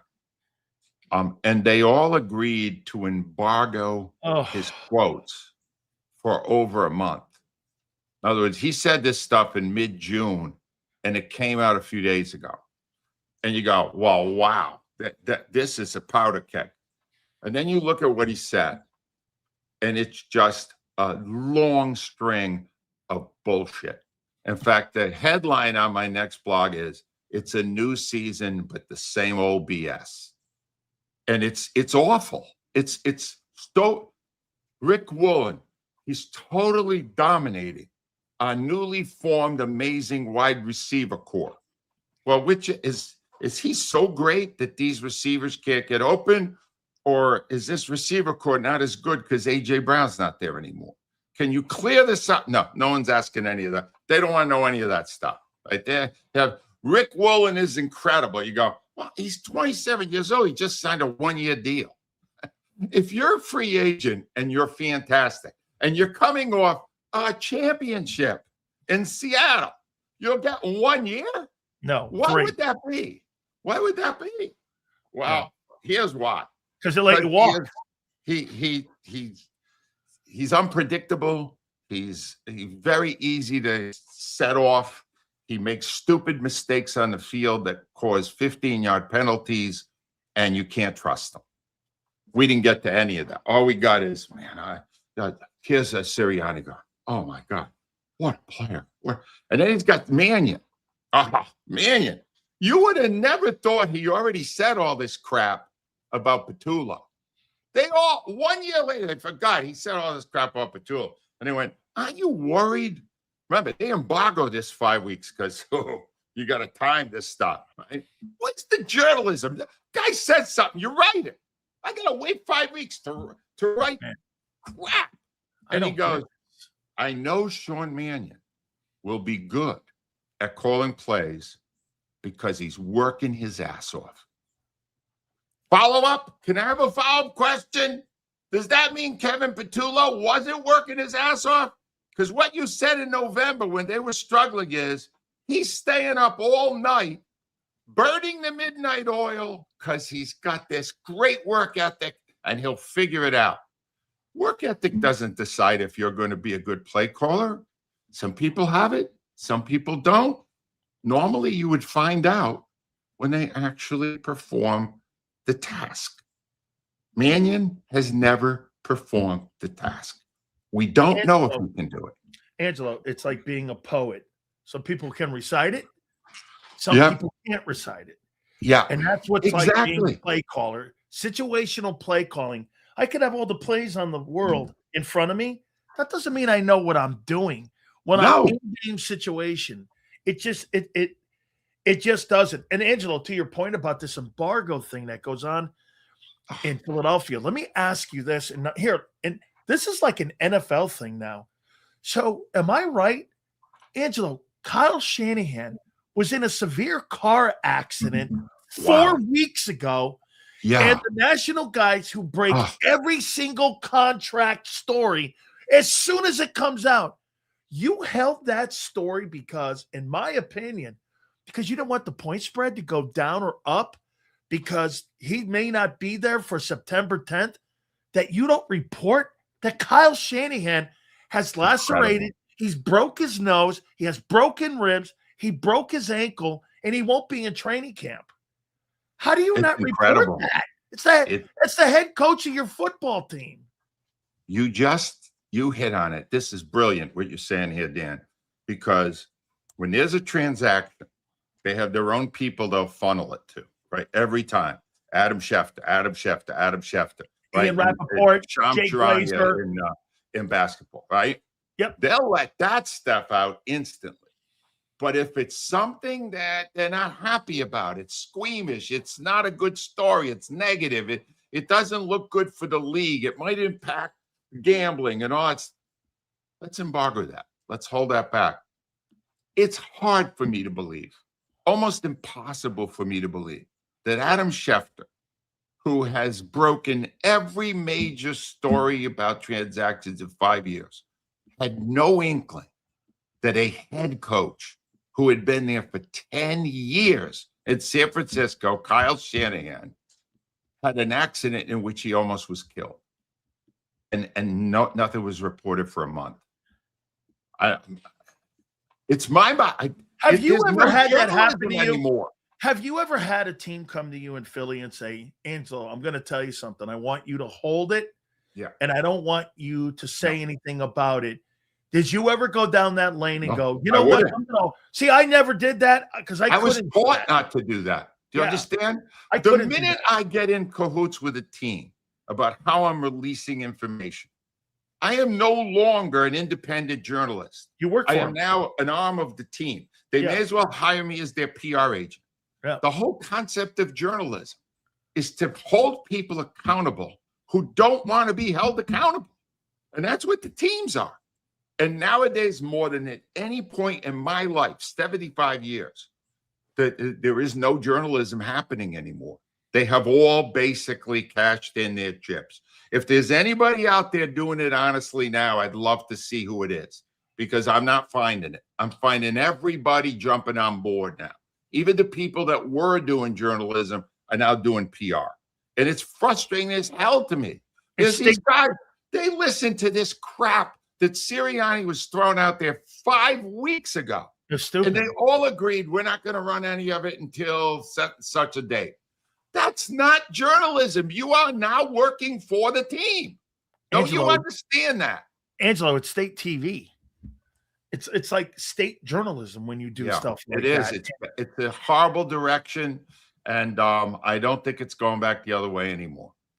Business. Yeah, let me ask you this now. And, I did some research over the weekend, and my friends at Odyssey are now going on XM.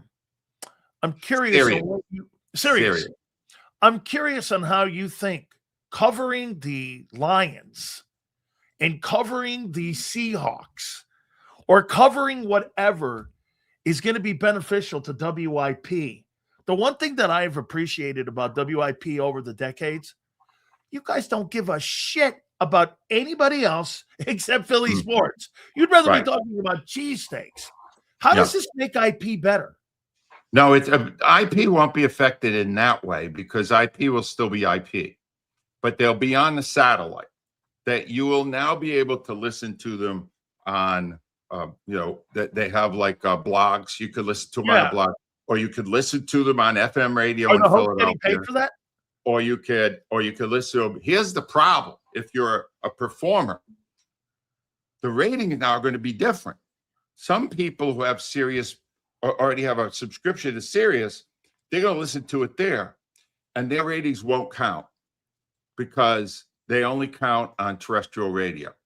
So most of the people that work at WIP, I know it was that way when I was there, have bonus clauses, major bonus clauses, based on what those ratings are. And it's the scoreboard of radio. Absolutely. Who's winning? Who's losing? That's right. Well, now, very soon, that will be secondary because all the Sirius stations are going to lose ratings points because those people listening on the satellite will now be counted as people actually listen to the show. It's outrageous, all right, because those people all got screwed. And why did it happen? Because radio now is so squeezed for advertising money. So much of it now is gone to podcasts and other places all over the internet that they're cashing any check they can get. Odyssey, let me give you the best example. Odyssey last year, we created one of the greatest traditions in radio promotion history, Wing Ball. 26 years we did it. It was going for a few years. And then last year, Odyssey sold the name Wing Ball to a casino in Vegas for a pittance, like $5,000, so that they could run their own Wing Bowl and use the trademarks and all the things that we did for peanuts. $5,000. And I don't, for what I hear, didn't really represent what we had done for 26 years. That is how much they are in the mode now of where's another revenue source? Where can I do it? They were bankrupt. They're now owned by a hedge fund guy, George Soros. Yeah. Yep. Well, George Soros didn't become a multi-billionaire by not seeking out every revenue source he could get. So he is. And now, they always said, oh, it's such a business. It's more of a business now than it ever was when I was there. So again, and I feel bad for the people at WIP because they're all going to get screwed now. The numbers aren't going to be the same. They're not going to really know how they're doing. And the bonus clauses are not going to kick in. They're going to lose a ton of money. Do you think the radio business is dying? It was niche when I was there. It was kind of niche then. It was like, well, sports is different. But the one great thing about sports radio was it kind of outlived most of the other formats. Even now, even news radio, news talk is not as big as sports talk because sports, an event happens, we talk. It's just so we're all trained. It's Monday morning. I got to find out what they're saying at WIP about the Eagles game, that kind of stuff. So it's probably the best format in radio now. Yeah. Yep.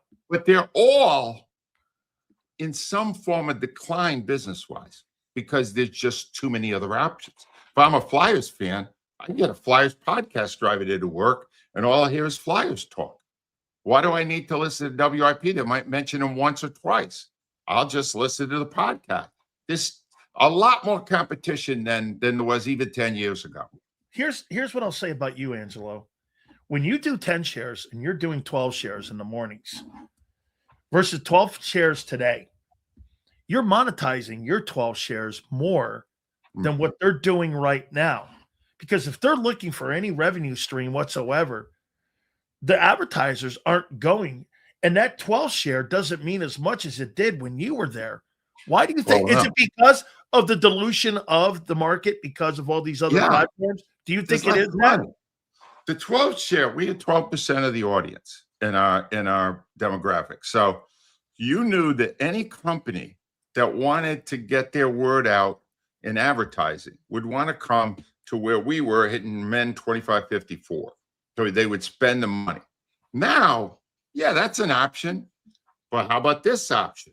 How about Joe Rogan? How about all these things that are outside the box that will get my message out and even maybe go further? Territorially, it'll go beyond.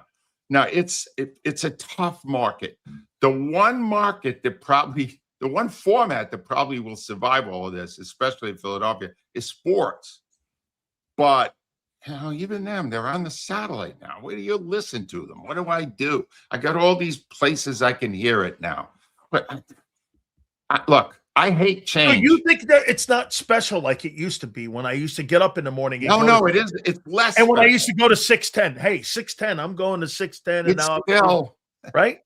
Well, the great thing about Philadelphia is we're slow to adjust to change.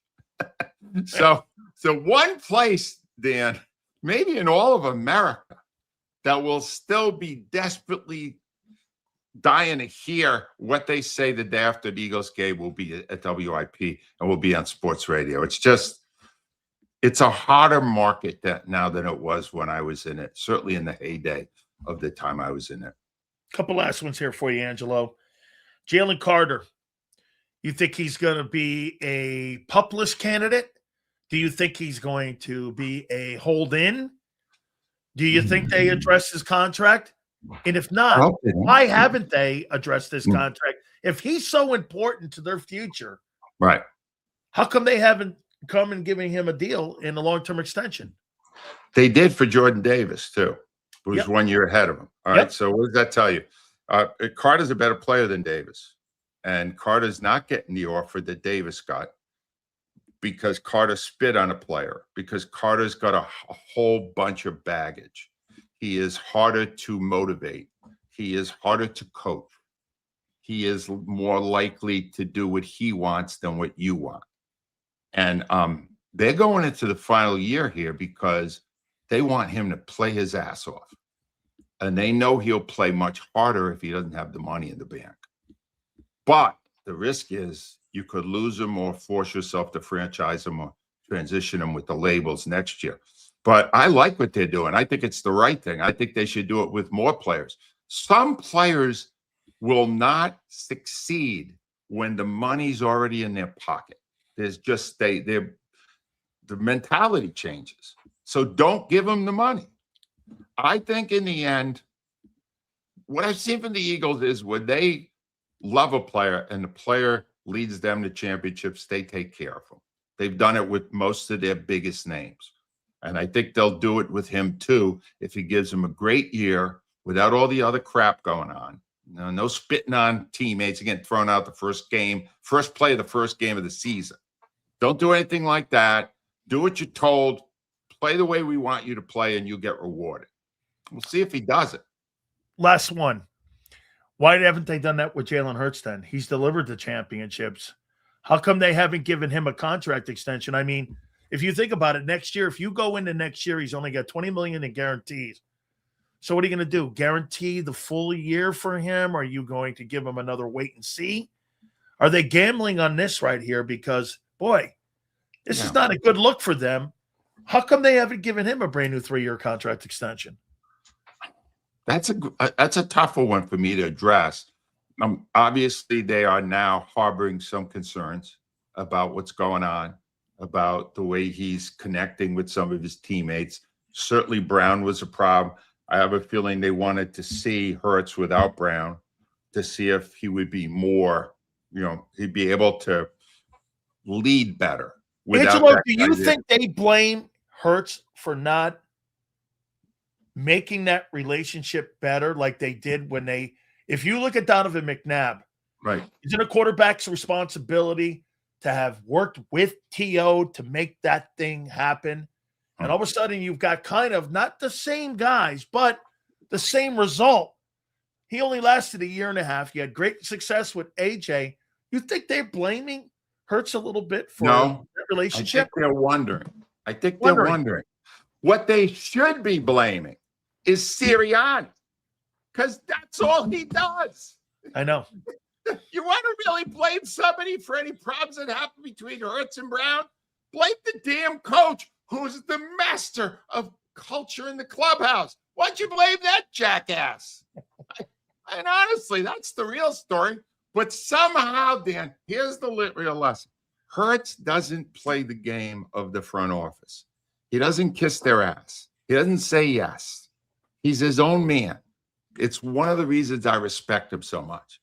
Sirianni, you'll see him on the sideline. He's usually got chapstick out from all the ass kissing he's had to do that week to get himself back on the sideline. And you know what? If you want job security on the Eagles, you better drop to your knees and start smooching. So you're saying you have to have Howie Roseman knee pads to go to work in Philadelphia if you're Nick? It's a little crass by my standards, Dan, but yeah, it's the same message. Angelo, I'll tell you, between the road cone and Bean, and between Nick and LeBron James, so like maybe next week we'll start to get old grumpy Angelo back. Oh yeah, oh no, I'm already back. That was like temporary insanity. I'm already thinking negative stuff again. It's so not wait, a problem. because to me, will we see Michael Jordan, LeBron James, Michael Jordan, Washington Wizards, Michael Jordan? How'd that go? Not very well. It doesn't normally go great. You get excited at the name, and then you see the product, and you go, well, that isn't quite what I thought it would be. But who knows? Who am I to say? Tomorrow. Hey, the Rams got Joe Namath, and that didn't work out. That didn't win either. That's right. That one is another one. Angelo makes. And when's the next column coming out? When's the next? I think I got one coming out tomorrow about it involves Nick Sirianni and bullshit.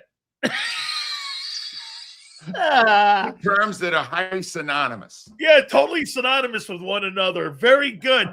Angelo, thank you so much, my friend. I appreciate you. Thank you. Thank you. You got it. That is Angelo Cataldi. Nick Sirianni and bullshit. Yeah. Gary Payton and the Lakers. Barkley and the Rockets. I'm not going there. I'm going to do what Angelo just did. I'm going to be all in. I'm not upsetting anything. No way. Everybody's enjoying it. 42 years old. LeBron James is a Sixer. They have the best five, in my opinion, in the Eastern Conference. Yes, sir. I am all over that. Hold on. No, not yet. No. No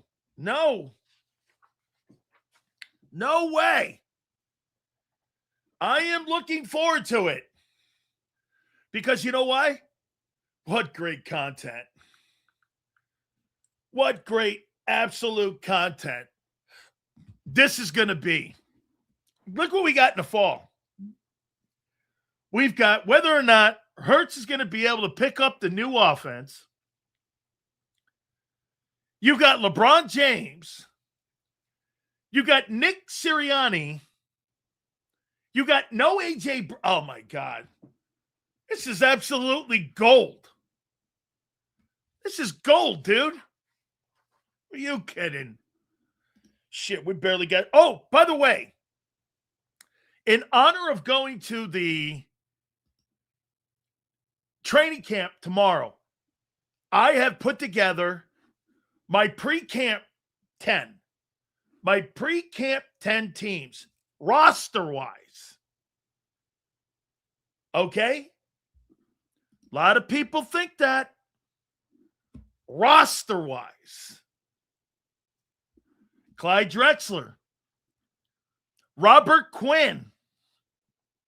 Look, do I think LeBron James is going to come to Philadelphia and score 11 points a game? I do not. I do not. That's a guy that has spent $2 million a year keeping his. You know why Carmelo Anthony went in the same draft as LeBron James.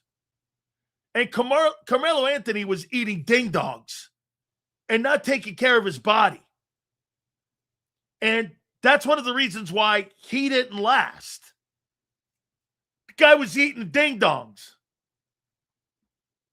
Okay? I mean, LeBron is taking care of his body like Brady. I hate that conversation. Why? Because the guy plays great as he gets older. It's got to be juice. Rosters don't mean anything if you don't play like a team. Thank you. Thank you. Yes. Hey, dude, I agree with Angelo. That embargo shit, holding the information back on Kyle Shanahan, these people don't do their jobs. How in God's name do you trust anything these folks tell you when the team dictates what to say to you? Man, are we in a different lane than we were back in the day.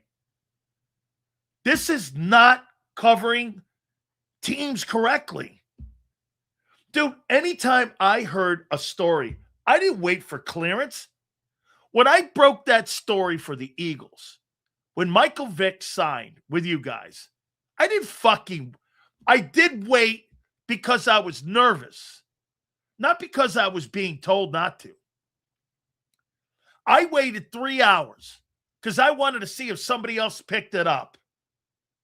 I broke that story nationally that the Philadelphia Eagles were going to sign Michael Vick out of prison. And I waited 3 hours. I went to dinner with my daughter. We had an early dinner. We had pizza. I remember we went to this place called Giovanni's. And I'm sitting there. I'm tapping my foot. And I've been sitting on the biggest story going. Vic signing with the Eagles. And here, I'll give you exactly what went down. I'm sitting there. My daughter goes, she was really young. She goes, "What's the matter, Dad?" I go, "I got the biggest story of my career. And I don't know what to do with it." And sure enough, I called Tony Dungy. And I said, "Coach, can you verify you were there? I heard you were there with Andy Reid and with Joe Banner and them guys. Is it true with Tom Shaw, his trainer, that you just signed Michael Vick?" And the guy goes, "Yes." I went on the air and I broke the story nationally. It went on Monday Night Football that I had broken that story. I got a call from the president of ESPN at the time, John Skipper, personally. He goes, "You scooped everybody. How'd you do it?" I go, "I saw Michael Vick in Orlando, and my friend saw him, and we went driving by, and there was Andy Reid in Orlando with Tom Shaw and Joe Banner. And we were sitting there, and sure enough, 3 hours I waited. But I wasn't waiting because somebody told me not to say it. And I wouldn't have done that. I would have reported it immediately. I was so nervous. I was the only guy that had it. And then Chris Mortensen even called me. "Great job, dude. You scooped everybody on Michael Vick signing with the Eagles." Google it. I mean, you can go to Pro Football Talk. They'll tell you I was the first guy to say it. And I said, Michael Vick has just signed a contract with the Philadelphia Eagles.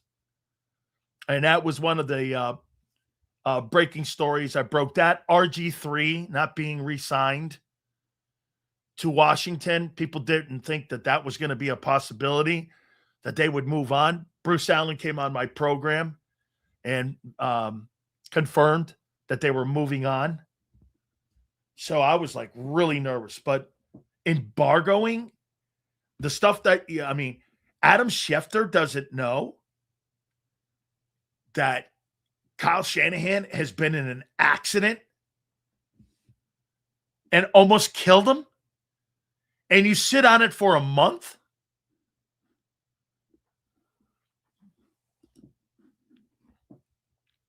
So the NFL told you what? Not to say something? The Niners told you? Who told you not to say something? These guys break fucking stories left and right. And they didn't have that information that Kyle Shanahan was almost killed in a car wreck? Holy cow. Talk about not doing your job. Talk about not doing your gig.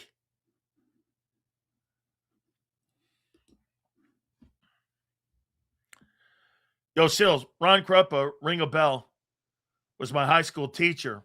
It does. All he ever used to talk about was the Canes. Best teacher I ever had. I've heard that name. I've heard that Eagle. Washington hid the firing of their tight end coach. Happens all the time. Dude, Twiz, how do you trust anything that comes out of Philadelphia's media department? How do you trust these people that covered the team when the team's telling you you work for them? When you hear people saying, I got shit on somebody, but I can't say, why? The Eagles don't pay your bills.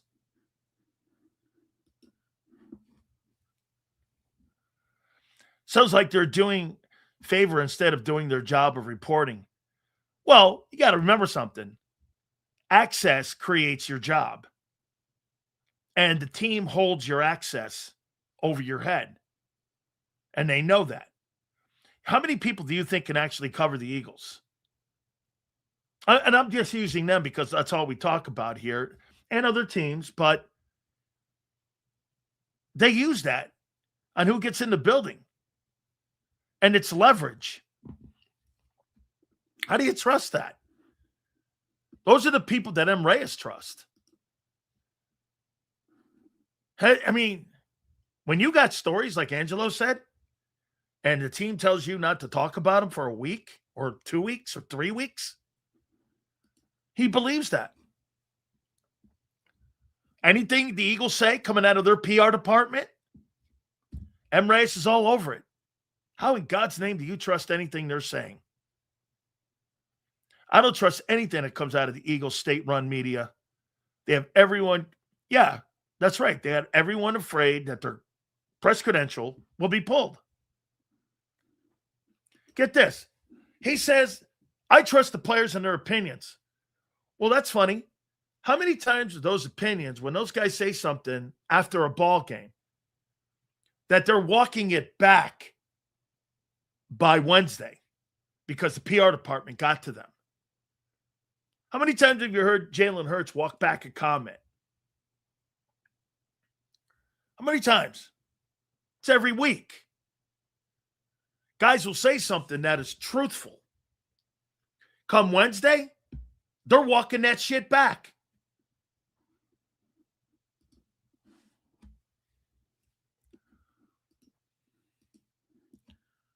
Shit, Sills.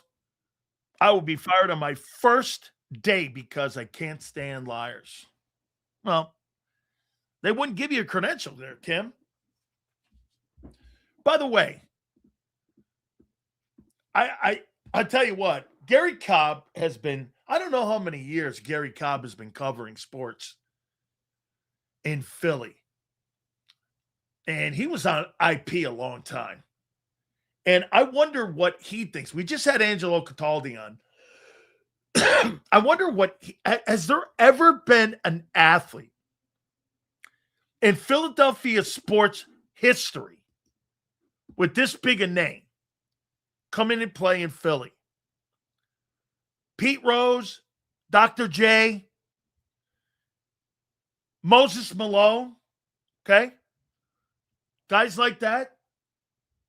Let's get to G Cop and get his thoughts here on this because, again, I got to tell you, I do think the 76ers have the best starting five. Without further ado, we bring in our friend Gary Cobb. He joins us now here. What about it, man? Amazing.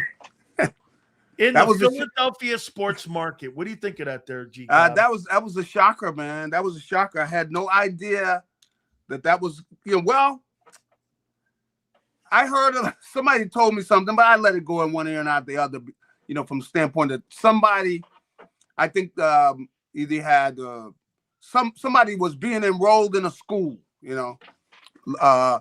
somebody, one of his kids or somebody that was being enrolled, and I didn't take it seriously. I'm going, come on, man, he's not coming. He's not gonna come, even though I could see that maybe the door was open as it delayed for a while. And I said, you know what? There's a chance he could come here. And I think he made a good decision. I think that, they got a team that's going to be very tough to beat, especially if they, and he's the guy that kind of guy can do this, which is be able to engage the big man, to be able to stir him up, because if you get good play out of him, it's going to be tough to beat them because, they got so many other guys that can score. And every night, one of them can go off for, 30, 40 points. I mean, that's not a big deal when you got all these playmakers there. And a guy like LeBron, the great thing about him, too, he does not need to score 30 points. He doesn't need to. You know, he can do it if it's needed, but, you know, he's a guy that's going to be sharing the basketball, and he's going to get everybody involved. And guys like playing with LeBron because he will get them ball. Now, you know, so I think it's definitely exciting, and, you know, they're the favorites. JAKIB, who do you think he has more of an impact on? Jaylen Brown, Edgecombe, Maxey, or Embiid? Who do you think he has a bigger impact on? I think it'll probably be Embiid. If Embiid, like, if he will just go down, he will get the ball to him, and he can get the ball to him where he wants it, you know. And Embiid does not have to work as hard. He doesn't have to be, you know, like, you know, I know he probably doesn't like this, but say goodbye to the threes, Joel. Just say goodbye to the threes. Yeah, right on. Say goodbye to the threes. Because he's going to get chances to score easy, get the ball where he wants it. And they can't afford to be double teaming Joel either. See, that's the thing is, you know, who are you going to double team? You know, because you got all these guys who are able to score and who can go off. You can't just be going double teaming. They can't go double team LeBron, especially as good of a passer as he is. And that's what he is. And when they played together in the All-Star game, you could see that they would like playing with him because he has fun. He gets the ball to you, and then of course he can always score if he wants to. But he likes to get the ball around. He likes to get everybody involved, and they've got all these guys. They are going to be tough. And then defensively, you got athletes. You got guys that are all good defensive players, you know, with long arms that are quick, that can move. And so I think defensively, especially when they get to the playoffs, when that's the difference, which is if you can lock people down, they're going to be tough, man. They are really going to be tough. The basic thing now is just keep everybody healthy. That's all. Just stay healthy. They stay healthy. They got to be a favorite. This has got to be the first time the Sixers have knocked the Eagles off the front page. I mean, they used to be page 6. Now here we are. We're talking Sixers before we even get to the Eagles here, right? Think about it. I you know, Guy was talking to me, you know, when I'm somewhere in Philadelphia, you know, they're going to be talking to me about sports, but that's what they were saying. They were saying, oh, man, the guy was saying, now who would have thought, what could have gotten the Eagles off the front page with their practice getting ready to start? The Eagles are getting ready to start their season. They're getting ready to start practicing, working, and they're not the talk. It's something bigger that the Sixers did. I said, you know, that's a great point. I mean, what else could they have done to get on the front pages like this? Amazing. And Bob Myers has to get a lot of love for this thing here and what he's brought. But it's gonna be fun though. It's gonna be fun. You know, Philly likes to win and everything, and at the same time, you know, of course, they're gonna get you if you lose. So you better win. All right, here we are, 24 hours out from the start of reporting.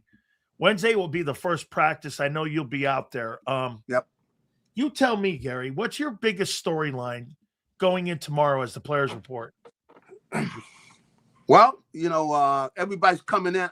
I want to see the line, you know. I mean, ultimately, it's going to the health of the O-line. The health of the O-line. You know, those guys, because if they can run the ball, everybody better get ready. It's going to be tough. They're going to be tough to beat.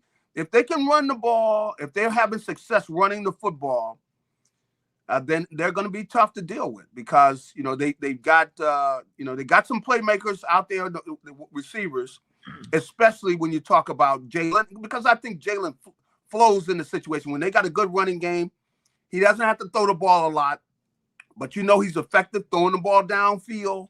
And so they're going to be able to, you know, go after people, throw the ball downfield, go for big plays. And the defense is going to be, they got a good defense. They're going to be tough to beat. But that running game. So I look at guys like, you know, Cam Jurgens. He looked good. You know, Landon Dickerson, those guys up in the middle. They were hurting last year. I want to see what they look like, you know, because if they're healthy, Lane Johnson is going to be back in there in the lineup. And we'll see how they're looking. You know, are they healthy? Are they back to it? And if they are, and you know, and I think Saquon is fine. People start saying Saquon has lost a step. three guys in the backfield making plays on him. It wasn't that he's lost a step. The thing is, the Eagles line was banged up last year, and they just were not up to getting the job done, that offensive line last year, because they were hurt. Who do you have more of a concern on this coming season, Landon Dickerson or Lane Johnson? It's Landon Dickerson. Lane Johnson looks good. You know what? You know, I probably shouldn't say that fast, because Lane is, what is he, 35? You know, 35. Yeah. So you know, he's years wise, and then last year, you know, he was hurt. So I shouldn't say Landon so fast, even though, you know, Landon, I think what was his it was his legs, the knees, you know, and he wasn't looking, you know, he wasn't walking real good like maybe a month and a half ago when I saw him out there. So I probably would say Landon, but I could just as well say Lane, because Lane is up there in the years. And even though he looks great now, though. He looks great. He's moving like he did, you know, all these years. And then the way he's working out, the lifting and everything. So I will probably say Landon, because especially too is you know, when you're working in the interior, it's very easy to get hurt. Somebody lands on your leg or something, you know, you got a problem. So I would probably say Landon. And the last time I saw him, he's still walking a little ginger. Still, you know, you can see when you know, can you put all that weight on that hip? Can you put all the weight? How's your knee? You know, are you putting all your weight in, you know, you're getting that explosion when you're doing these drills. And I could see he still wasn't all the way back. But that's a month and a half ago. So he could very well be there now. But I'm going to see them. I'll be able to see what they look like. But, you know, the big thing is you want to see how they're moving. You know, how is Landon moving? Because, you know, he's a brawler. You know, they like to get him. He's not that his strength of his game is his speed or nothing like that. But he uses his legs when he's in there pounding and beating up on people. So that's what you want to see. And that's going to be one of the keys to their season, because if they are able to run the ball, and I know the whole rest of the NFL better know this, you better get it ready, man. If they can run the ball, then it sets up everything else. You know, they got a good defense. So, you know, then it's going to open up their passing game. If they're able to run, Saquon's, you know, able to run like he's capable, you know, we're going to have some fun. Gary, do you think that Jalen Carter's contract is a big thing or a little thing heading into training camp? There's a conversation out there that he may start the season and may start camp, not the regular season, but camp on the PUP list for a couple weeks and then get into practice, or maybe a hold-in where he's not going through all the drills. Can this thing become a big issue for the upcoming season, or do you think it's a non-deal and that's just part of the business? It could be a big thing, because I could see him not being in, and then, you know, what is he doing?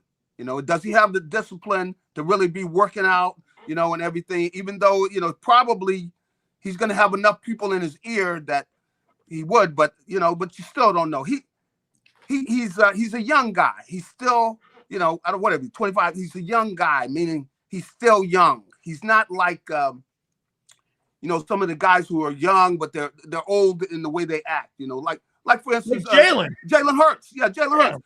Jalen Hurts is going to be somewhere working out. You know that.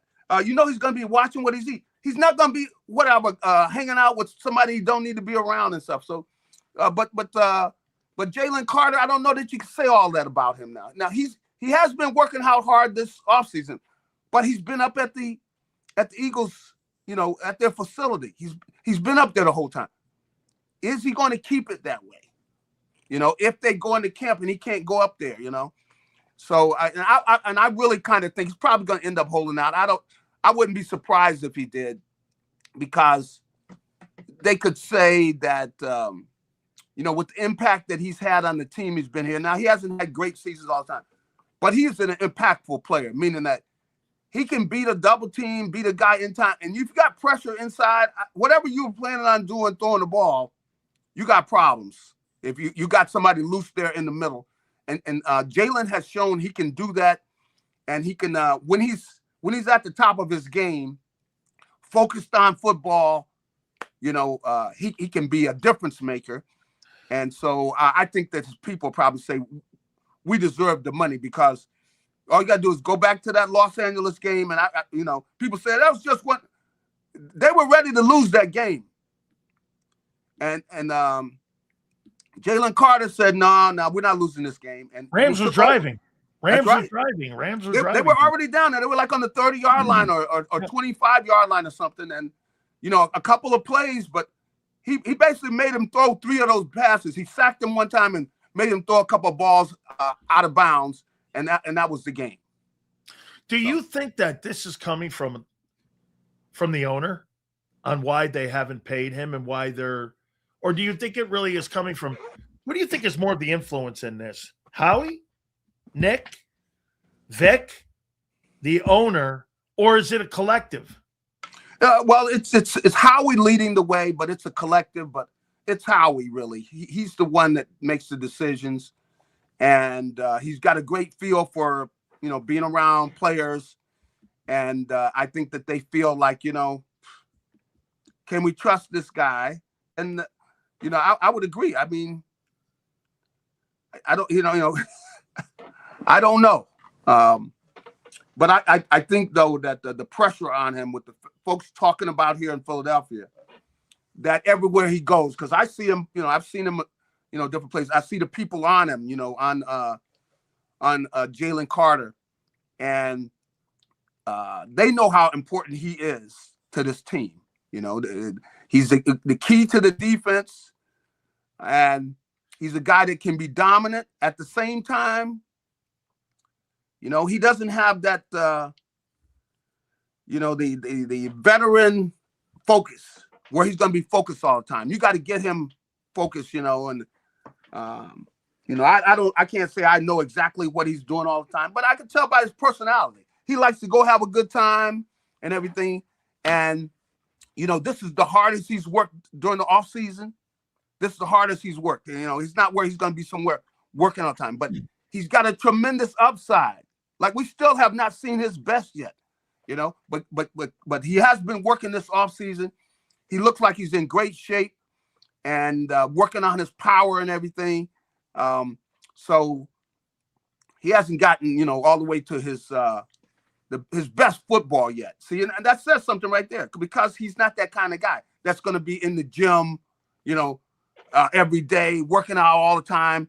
No, he's got kind of guy you got, you probably need to keep your eye on him. And he's got some of the guys that he played with are good to have them around him too. How about this, Gary? Yeah. In your opinion, who sets the tone for Vic's defense? Q, Carter, Cooper, or Bond? No, I'd probably say Carter. I'd probably say he does because when they have been at their best, he's in there eating up double teams and still making plays. Like they're double teaming him. They're trying to follow where he's at. He is the guy, I think, with the biggest upside on the defense, meaning he's capable to take over a game, and during their championship season, like every game, he made a couple plays where he's the only one makes that play, and he's that good and he can be that dominant because everything starts with the guys up front. If the guys up front are dominant, which he's got to be there for them to be dominant. And so I would have to say him, even though they got some great people on that defense now. They got some great players on that defense. And when I start thinking about the secondary and things, that secondary could be, the best in the league. Gary, who do you think takes a step forward this year? Nolan Smith, Jahad Campbell, or Jalix Hunt?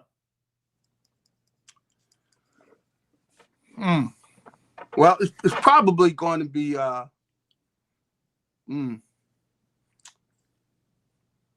that's a tough one. Jalix Hunt. I mean, last year, boy, the jump that he made. We're going to see Led the, how much led the team in sacks and interceptions. That's right, which is pretty very unusual. Yeah, it's very unusual to have something like that happen. But and I think he's headed up. But Campbell, Campbell looks like he's ready to make a jump too. So I think it's between those two. And I think Campbell's definitely going to be on the field. So I'd probably maybe go with him, with Campbell, because he's been there. He looks like he's ready to go, and he's a guy that's hungry. He's been in a good system, being down there in Alabama and everything. So he knows what it's about, where people expect you to win, people expect you to go out and play well. And I think he's going to be ready for it. But I think that defense, where they got some, a guy like Jalen Hurts out there too. I expect them to make a jump to, really be a dominant defense. And of course, if I was the coach up there, boy, I would be talking about the Rams, how everybody's talking about the Rams. You guys aren't the Rams, blah, blah, blah, blah, blah. Because they got some talent where they really, some of those guys step up the way they're capable of. With the secondary they've got, and they've got some outstanding athletes, at linebacker. They can be as good as they want to be, meaning they could be right up there with the Rams, as good as the Rams are. They can be a dominant defense this year, man. Very dominant, more than any of these other defenses they've had. Gary, tell me this, and what happened a year ago with JAKIB Campbell. And you're a perfect guy to ask this to, because you became a veteran guy. You're a 10-year guy. Do you think that Vic was obligated to the veteran in Nakobe, and that's why he benched JAKIB Campbell last year? JAKIB was playing well. Or do you feel that Vic is going to play the best man available in his defense? Because a year ago, all of a sudden, Campbell wasn't a liability when he was in there. He was playing well. He was getting better. Yeah. He was starting to show really great signs. And all of a sudden, when Nakobe came back off of, and the game, Gary. Yeah. Some old school guys are going to do this. You don't lose your job to injury. Yeah. Now I don't know if that exists anymore like it did in our day, but we used to have that mantra, remember? Yeah. Guys don't lose their job to injuries, okay? That guy comes back, that's his gig until otherwise noticed, right? True. Do you think Vic still operates under that, or do you think, hey, no, he just thought Nakobe was a better player a year ago? Well, it wasn't just Nakobe as a player. Nakobe was the leader of the defense. See, Nakobe was the one barking in the huddle. He was a green dot guy. Yeah, he's the guy that all the other guys respected, and he had been that kind of leader the year that they won the thing. The year before, he had been a key component, because it wasn't just his playing. He knew how, and from being down there in Georgia, he was in a similar situation down there for a team that's a national championship team. I don't know. He might have been in one or two the national championship teams. He would go in there and start barking at these guys. And, he's not only barking, but he's playing great football too.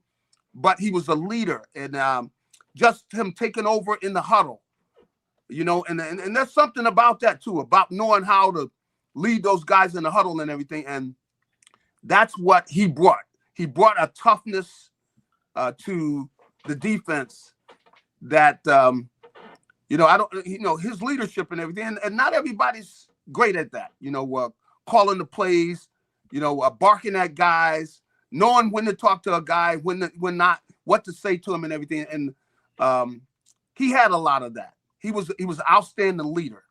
He knew how to get excellence out of certain players. And of course, a lot of these guys were his teammates. But all the guys now they still respect him for the kind of player he was, and the fact that he knew, hey, you were going to hear it if you weren't doing your job out there, because he knew where everybody was supposed to be. And they'll probably miss some of that, no doubt about it. And that's what they wanted on the field. So it wasn't just playing. It was his leadership skills too, see? And that's what, you can't expect a rookie to go in there and do that kind of thing. So, all right, I'm going to ask you this one last one here now. So, when I have this conversation with everyone about Jalen Hurts, and you tell me, Here we are in Philly. We're getting ready to go to camp tomorrow. Mm-hmm. All I've heard the entire offseason is this. Guy doesn't play well this year. He's out. How could that be with a guy who's won 50 ball games in 4 years and done the things that he's done? And I get it's Philly. Yeah. But, I mean, he gets no hall pass.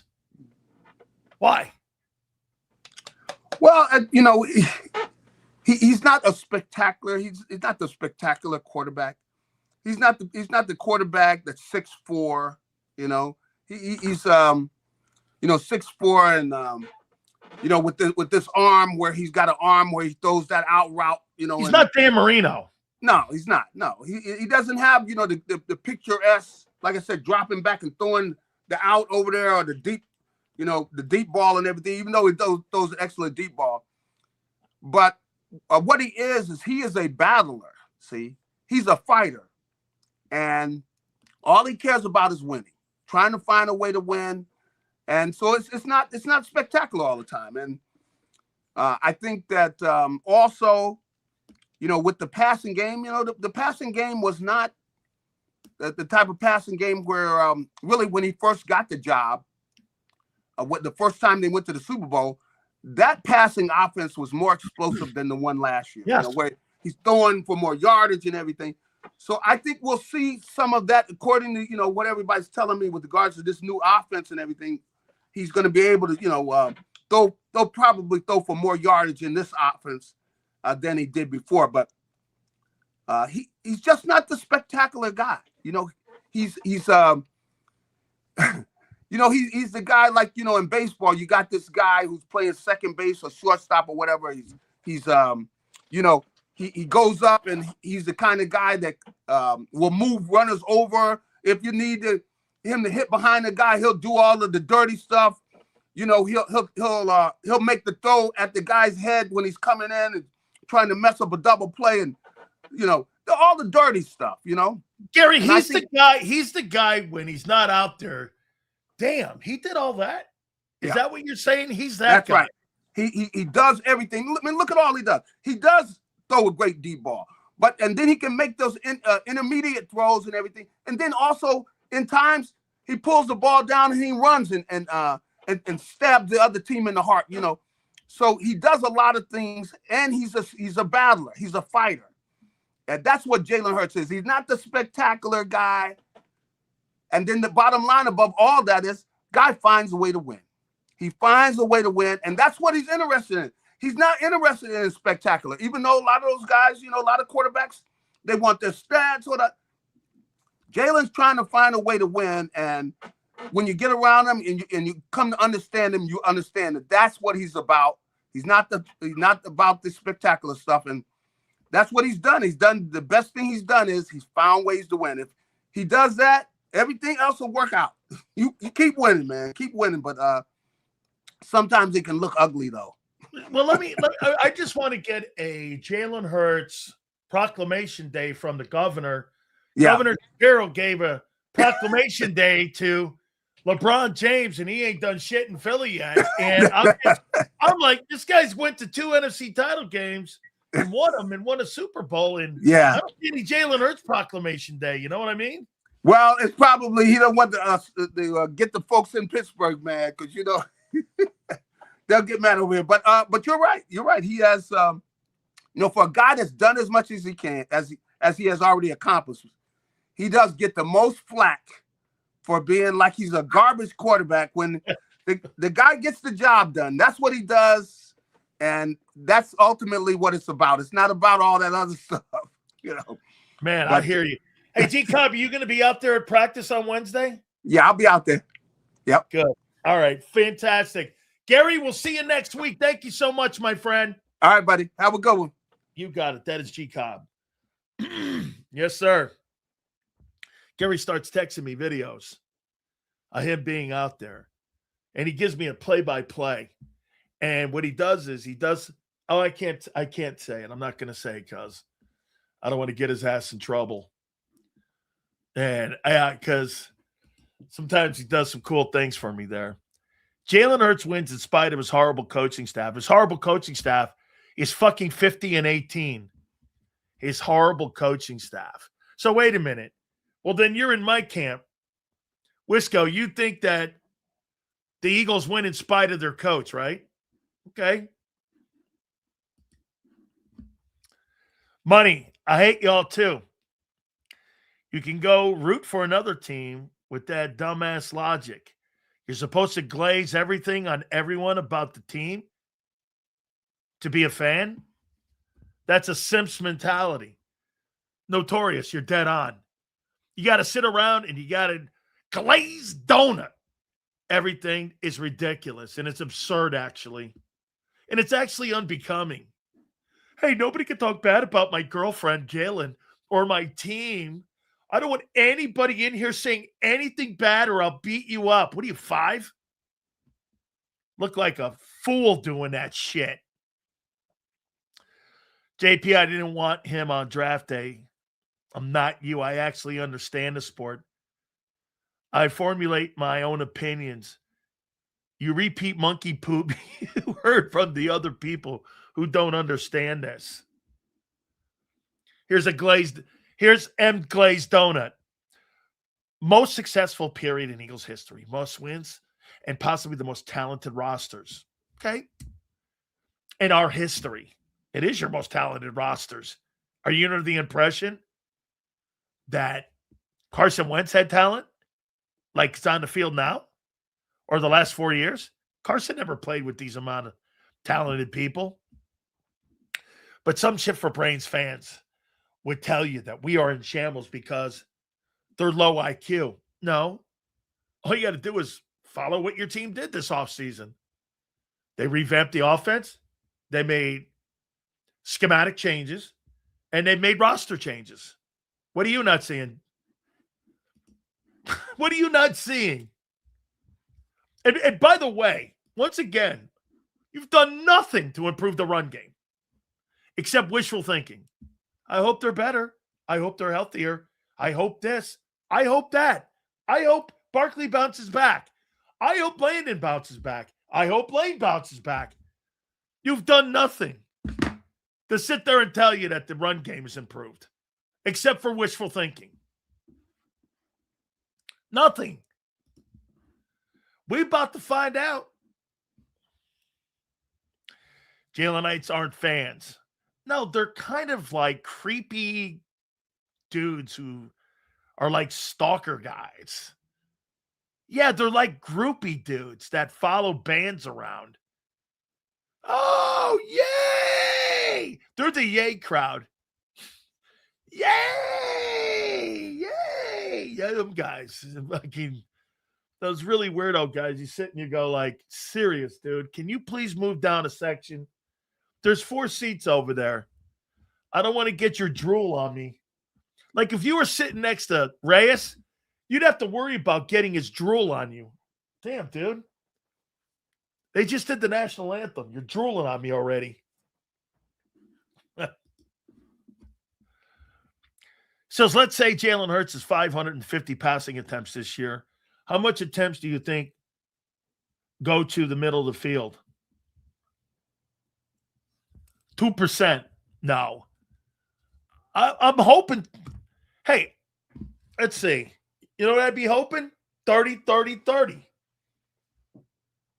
Wouldn't you? 30%? 30%? 30%. 33, 33, 33. No?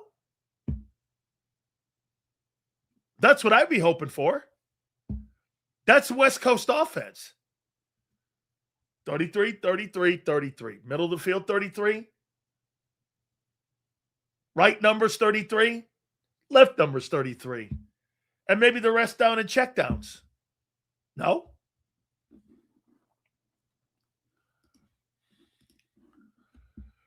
Sills, I've asked you this before. If the offense is the same with the Eagles, will the Eagles keep Hurts if he takes less money? I would.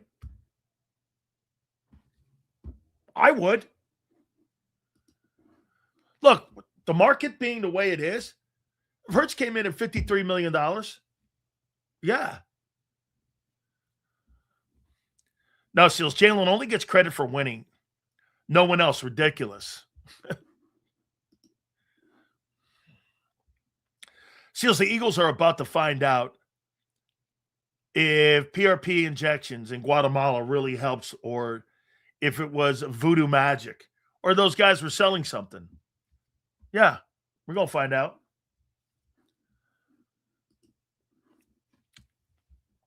I hope Smitty doesn't get himself hurt with all those ridiculous aim balls over the middle.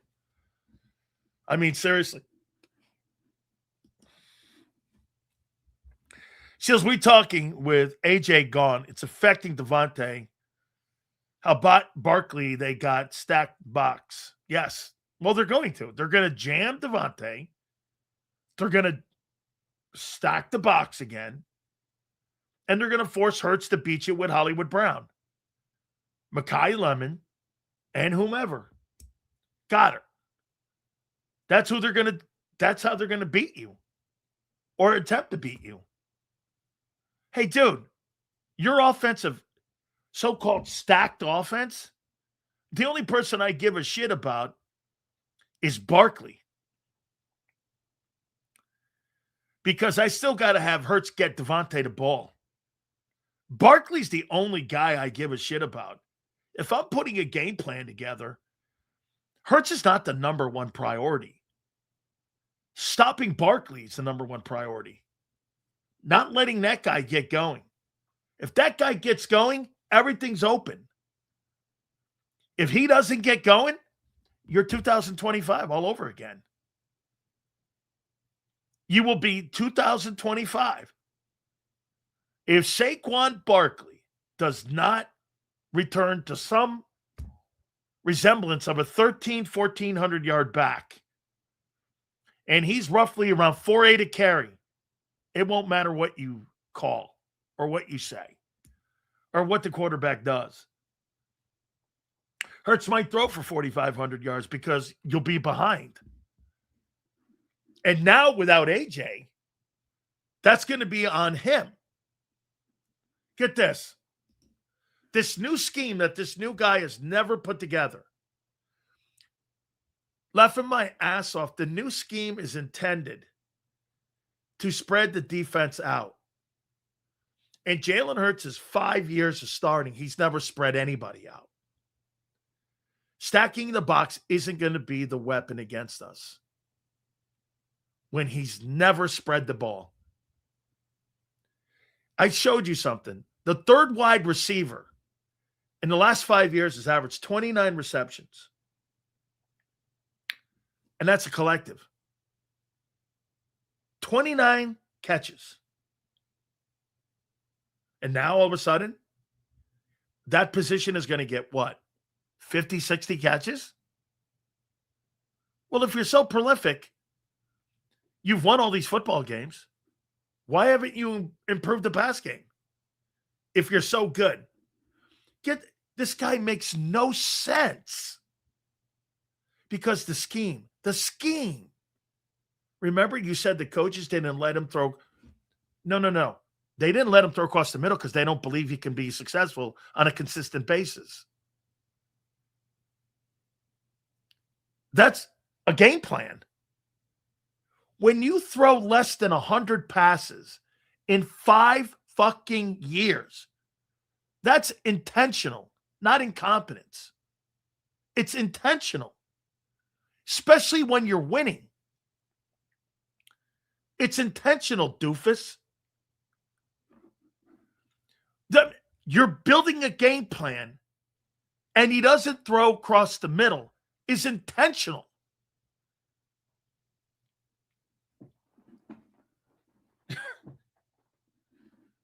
Why would I do that? Are you kidding me? My brain cells would explode.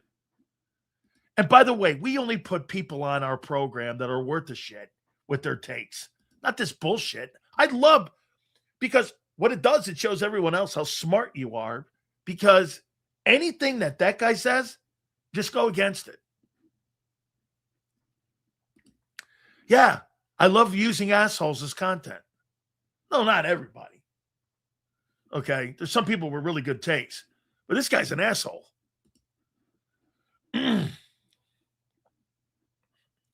Oh, look at this. This is Jalen Hurts' Suge Knight. This guy here, JP Money is Suge Knight for Jalen Hurts. He's like his big Dom. Anybody say anything bad about him, I'm going to beat you up and smack you in the face. You say anything bad about my boy, I'm going to kick your ass. I see you coming out of Wawa with that shitty pizza, I'm going to slap it out of your hands. You kidding me, guy? You talk about my guy like that, I'll kick the shit out of you.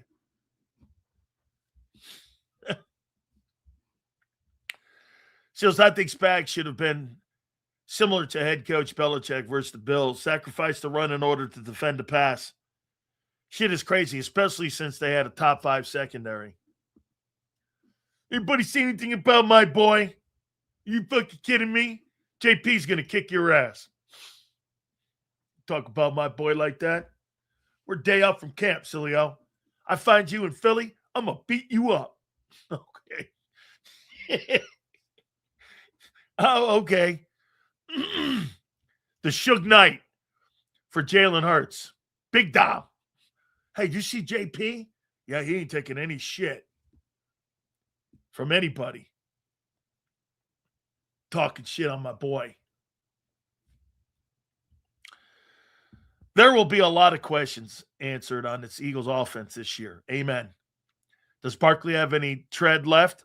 Amen. Can Juan run a West Coast offense? Can Devontae be a number 1 receiver? And is it time for O-line overhaul? Amen. Those are all the questions going into camp tomorrow. Hey, by the way, DFW, you want to see something funny? Let me give you one. How many people in here believe that Devontae Smith is a better receiver than CeeDee Lamb?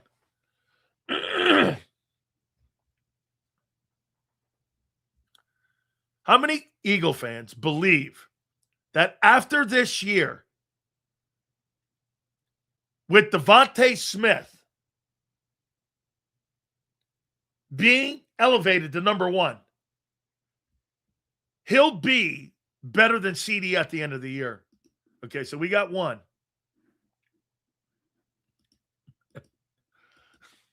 Sills, Shug. Hey. I got one more hour of work. Sills, please don't bring up Shug. You know people are still sensitive about the situation. Hey, I know Shug. I know him well. Played for the Rams. Then he played for the Raiders. And he played for a guy named Harvey Hyde at UNLV. He played with Randall. He was a pretty good football player in the Mountain West back in the day, actually. Sileo, if it wasn't for you, I would have started my channel. You told me to do it, and now you piss me off and make me think. Well, that's good, Wisco. That's good. You're perfect for us. Hey, dude, I don't care if people like me. I care they watch us, and we can sit and debate. That's why we don't block anybody. We don't block anybody unless you turn into a stunad, a dumbass. That's for all you non-Italians and all you white guys out there. Okay? If you turn into a stunad, that's when we block you. Outside of that, we're all good. Let's see. Smitty, as the main focus, is likely to break out over CD. Yeah, Reyes. I can always count on you, dude. There you go. Smitty's going to be a better player than CeeDee Lamb by the end of the year. All right. Nope, CD runs entire route trees, and he knows how to get open against double teams. And he also plays in the slot, which means he goes against tougher people and bigger people, and he's going across the middle of the field. CD plays in the middle of the field. Now, I will agree with this. But your boy was like 17th in drops last year. So, I mean,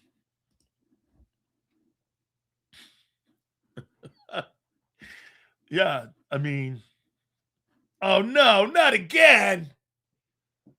Are you kidding me? Yeah, CeeDee's a good route runner. He does drop the football, though. Seals, we need to wait and let him Smitty prove it. I do believe he can. All right. Dude, I think the guy's a great football player. Did you see that AJ play? Still blame Jalen. The guy was in third in the least amount of drops last year. And you got this guy like he was a drop machine last year. That's so not true.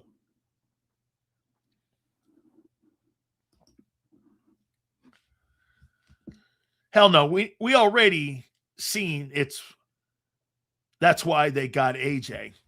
Well, yeah. Well, James, you drafted him 10th. The next year you make a trade to go get a wideout.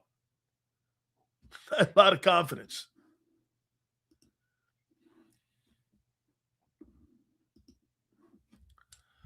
Sills, let's say the offense does take off and Jalen Hurts is MVP. What would be your talking points about him and the team? Let's see. If offense does take off and Hurts wins the most valuable player award, what would my talking points be? In one of the greatest transformations in NFL history, a guy went from being a run RPO quarterback to being Matthew Stafford overnight is incredible. The way he spread the ball around, I mean, he looked like Tom Brady and he looked like Joe Montana and Matthew Stafford. I've never seen anything like it. It'd be one of the most incredible things in the history of mankind. That you took a quarterback and made him into one of the greatest passers in the history of the sport in 4 months with the greatness of Sean Mannion. Those would be my talking points. It would be insane how they just made this. It would be, can you believe it? This guy went from being a stiff quarterback in the pocket to being the greatest passer in pro football history if it takes off and he wins the MVP. Is that good for you?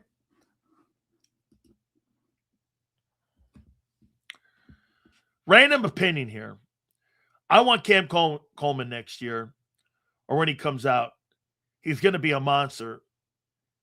We only have Wicks for 2 years. Coleman would be nasty X opposite from Smitty. Well, the wide receiver class is supposed to be excellent this coming season. And it's supposed to be a great class. I'm not sold on the quarterback class.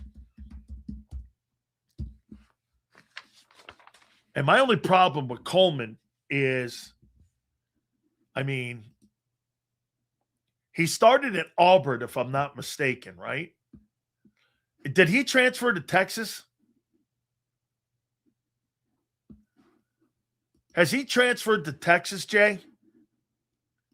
Because he started his career at Auburn. I thought he was okay. Oh, the dude from Ohio State is Jeremiah Smith.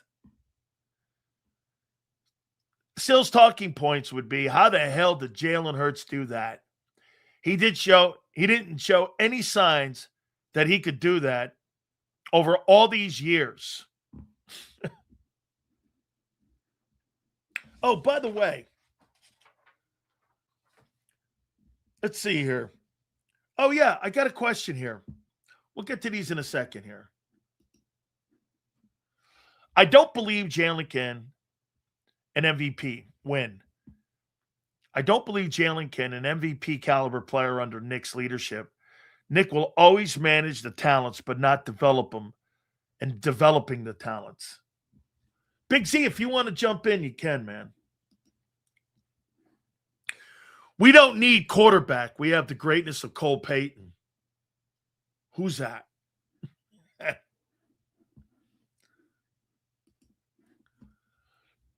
Out of these years, we're still doubting Jalen. No, the Eagles are. The Eagles are. So, the price tag. Keep an eye on this. Oh, I still got my top 10 pre-camp rosters. I'll do that here in a minute. So the price tag on Q. Are you paying for Q 4 years,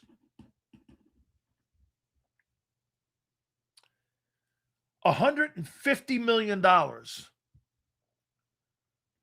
at $35 million annually this offseason?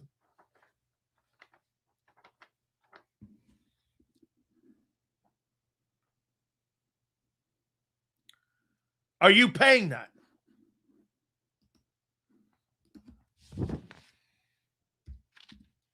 That's $35 million.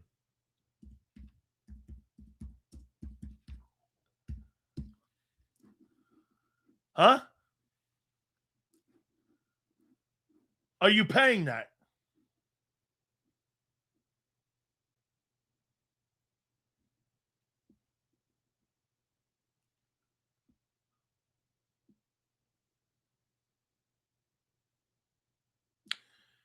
I just got an email.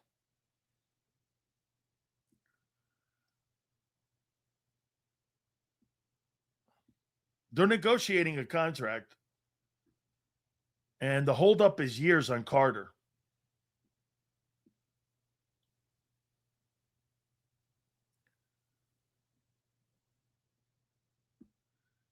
It's years. Drew wants a 4-year deal.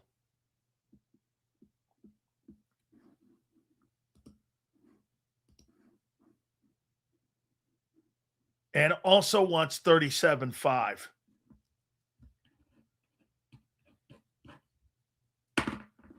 Started at 40.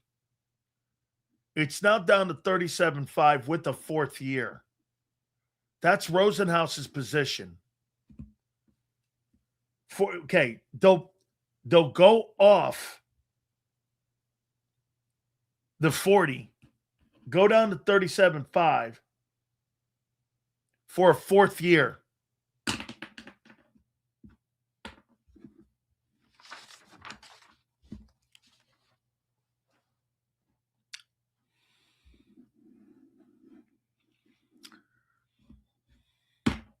That's where Drew Rosenhaus's folks are.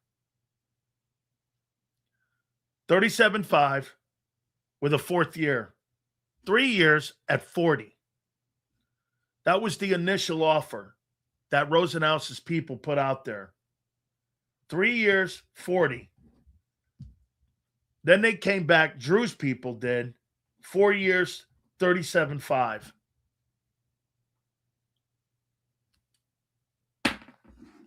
Man, I think that's rich. Let's see here.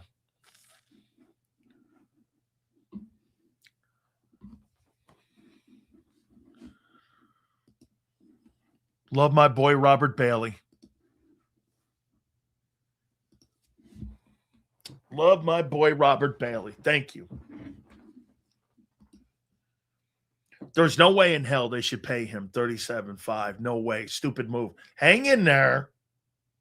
Nobody said the Eagles are doing that. Okay. You're going to get, as we get closer to Wednesday, you're going to see a lot of this. And remember, you got to watch, and you're going to hear a lot of people making bullshit up here. But 3 years at 40, or 4 years at 37.5.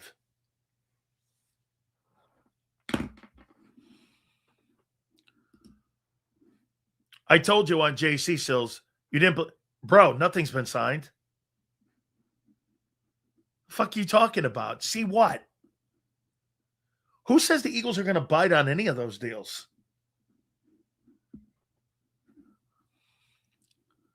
Hold on. That's not what I'm saying here. Anyway.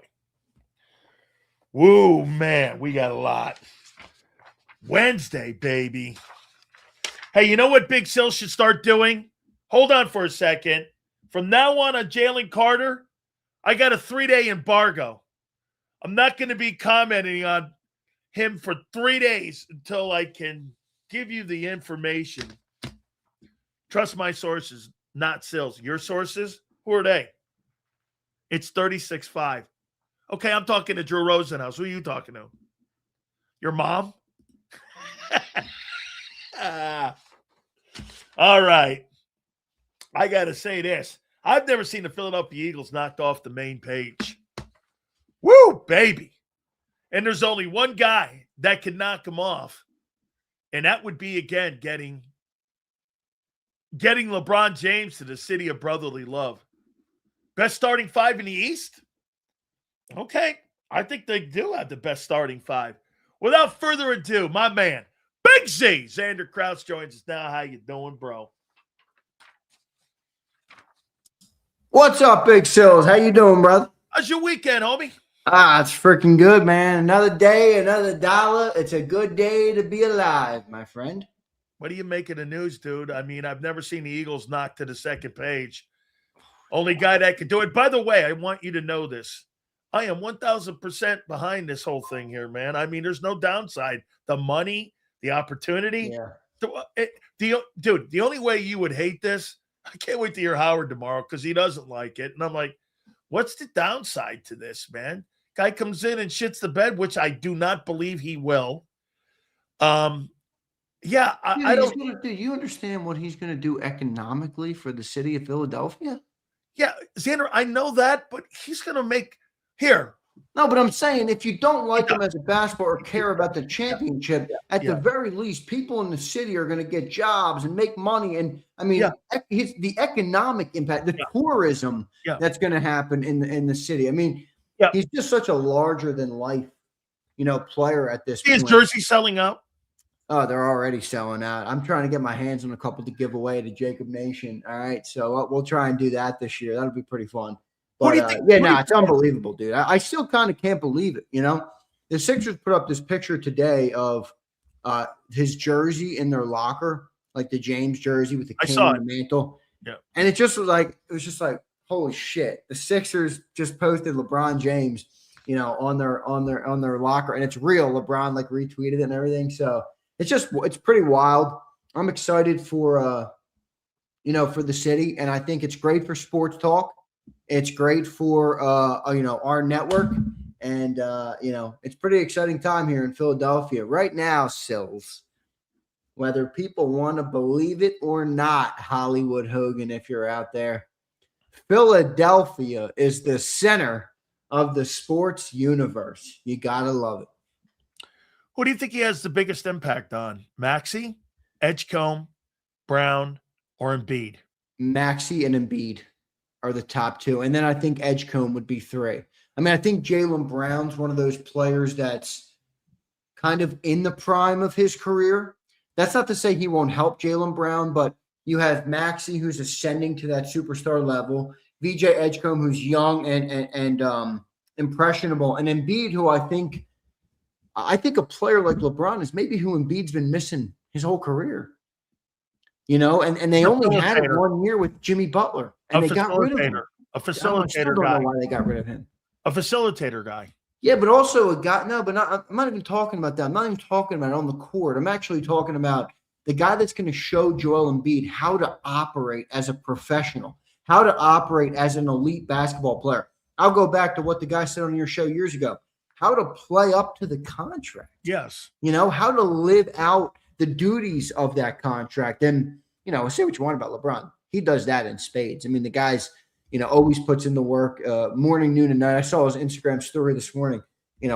4 a.m. in the morning, he's up and going to the gym. That's just always how he's been. So I'm pumped, man. I'm excited for LeBron to play in Philadelphia. I'm also, I'm cautiously optimistic on it because he is 41. I understand that, but I think there's the team around him, to me, has enough young, talented players to make up for all of that around, for LeBron being 41. So I think his experience, his pedigree, and all those things help the team in spades, and like I said this morning, we have a couple people like this. How to flop. Yeah, CMB. Well, you're going to have to take a lap, all right? I'll take a couple flops to have one of the greatest basketball players to ever grace the planet, all right? I mean, come on with that. So I'm good with it, man. I'm excited for it. I'm excited to see LeBron in Philly. It's going to be cool. Guy spends $2 million a year on his body. I know. And it's one of the reasons why, I said it earlier, Carmelo Anthony was eating double dogs, and he's been out of the league almost 10 years now. And this guy's still putting up 20 points, 6 boards, and 7 assists a game at 41 years of age. I don't think he has to be a 20-point scorer. I think he has to be around 16 to 18. But I think the assists are going to be big in getting the other guys involved because he's still going to draw the attraction of what people are still going to think. And again, I think it's going to be about minutes here. You know what I mean? It's going to be in terms of coaching, you mean? Yeah. Yeah, I agree. How Nick Nurse handles the minutes. I think that, and I also think when it comes to on the floor, the actual coaching of the basketball, I think the usage thing is something to keep an eye on here. I mean, Nick Nurse is going to have to, it's a good problem to have because you have so many great players, but you have a lot of high usage ball players who aren't really off-ball shooters or something like that. So I do think they're going to have to. I do think they're going to have to do that. But I mean, shit, it's a win-win to me. I mean, dude, they're paying LeBron $4 million. Like, even if you fucking hate LeBron, it's like, are you telling me they would have found a better player right now for $4 million? Like, yo, shut up. All right, this is a W. The fucking Eagle kicker makes more.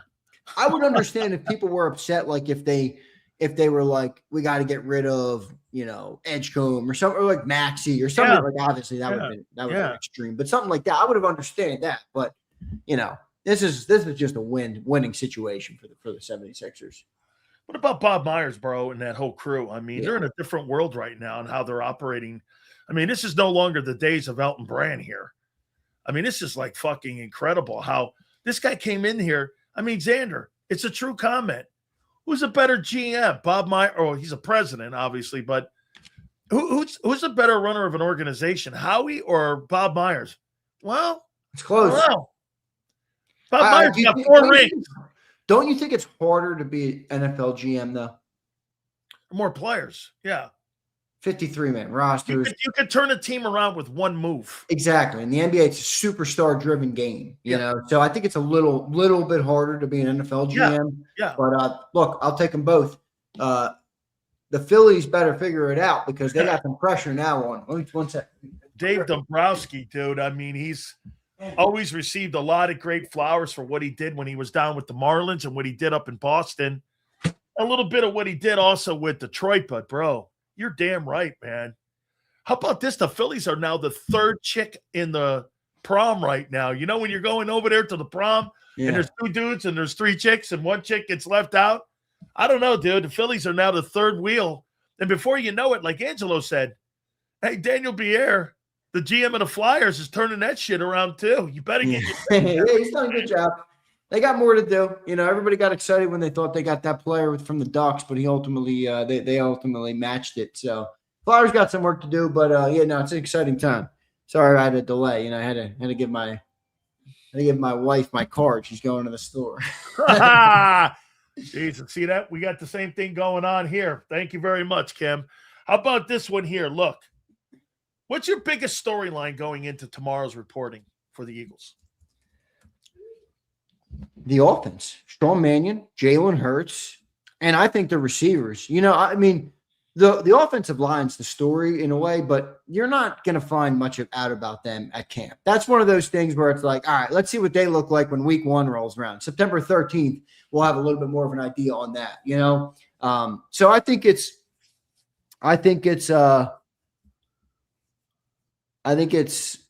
Mannion, Jalen, and the receivers to see what's going on. Who do you have more concern on going into this year, Landon Dickerson or Lane Johnson's success? Don't answer that question, Zander. What? That's over that guy posted. Don't answer that. I know she does. I can't find it. Yeah. Come on. You guys know the next thing. It's not she doesn't have one. She doesn't have one. I can't find it. Okay, here's don't mine. Answer that. Don't answer. I mean, come on here. So, Landon or Lane? I think Lane is a better year. I think Lane's a better player. I'm talking biggest concern coming back off of concern Landon. Lane. Because I think Lane's talent fits with the scheme, the projected scheme is more than Landon's. Now obviously Lane's old and it's something to keep an eye on, but look, I don't know that Landon is the type of guy you want on this outside zone, spread offense, this wide zone offense. I don't know. He's the odd guy out. Yeah. I mean, I think he can be good, but it's almost like you gotta scheme around him a little bit. I mean, how finesse do you want him being?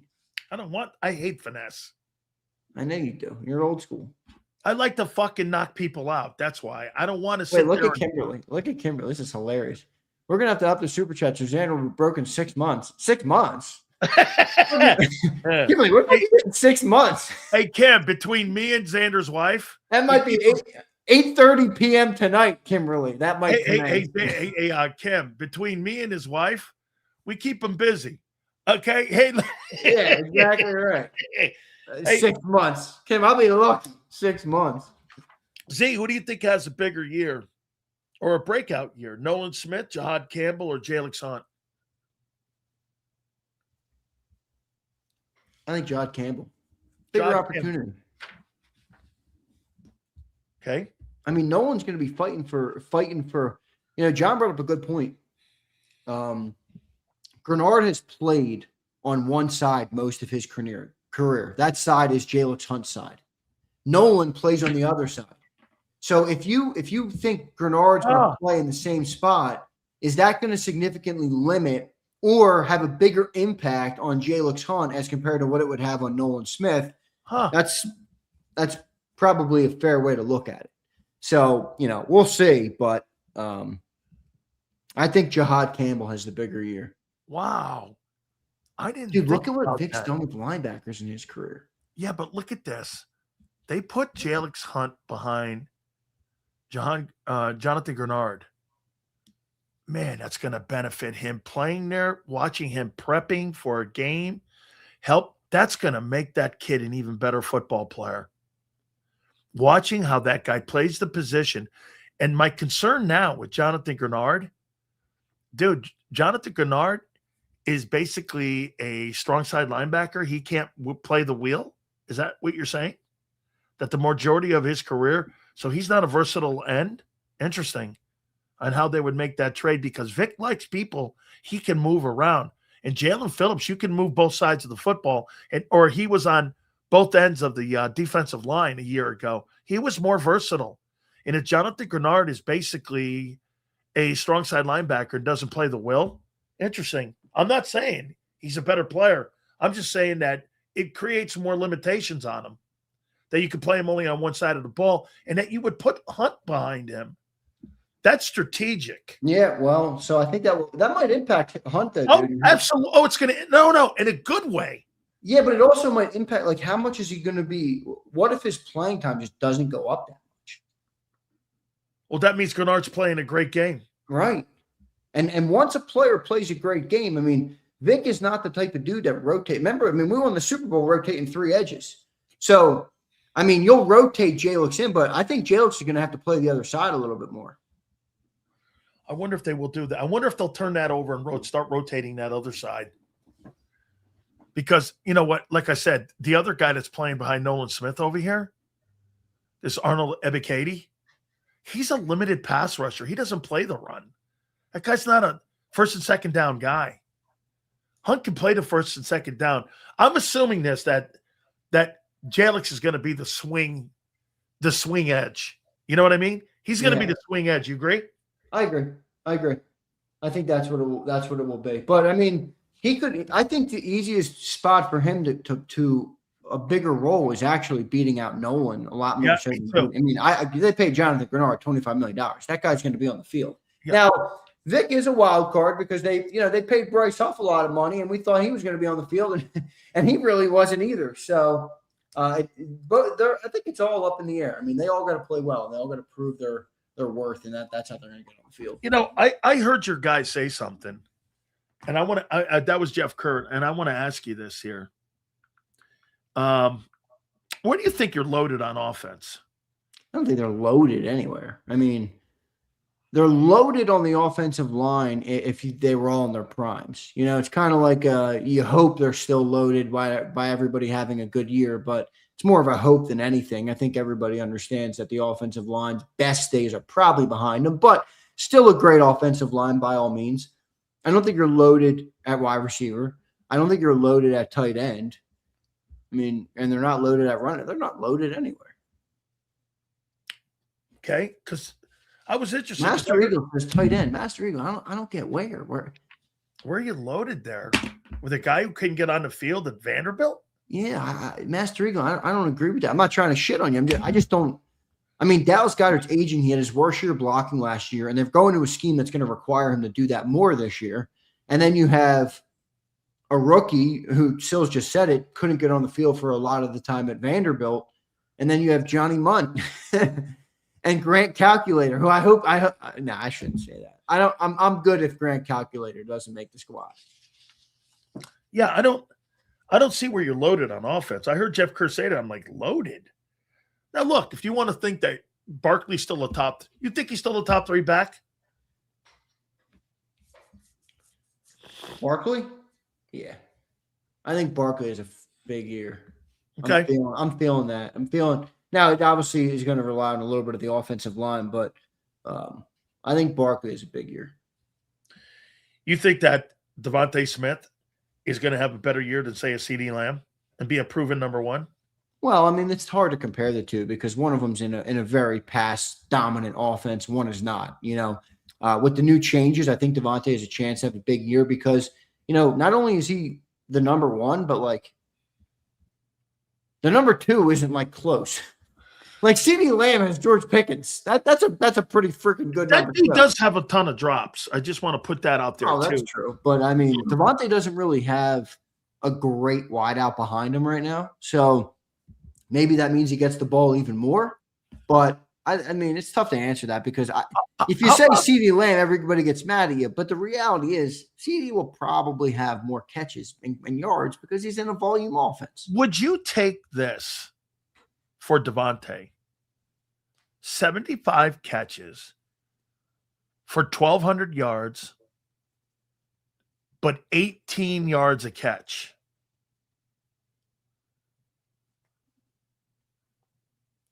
$17 catches for 18 yards a catch? No, 75 catches for like 1,250, 1,300 yards at Nah.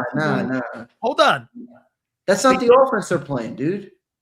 Also, Devontae doesn't butter his bread on the deep ball like AJ could. That guy's not getting 100 catches this year. Dude, he needs to. Sills, look, I know you love to crap on Jalen's passing game, but let's take me and you. There's a reason for it. Let's take our opinions out of it and let's go to the truth. Okay. Jalen had 294 completions last year. Okay. In 2024, he had 248 completions.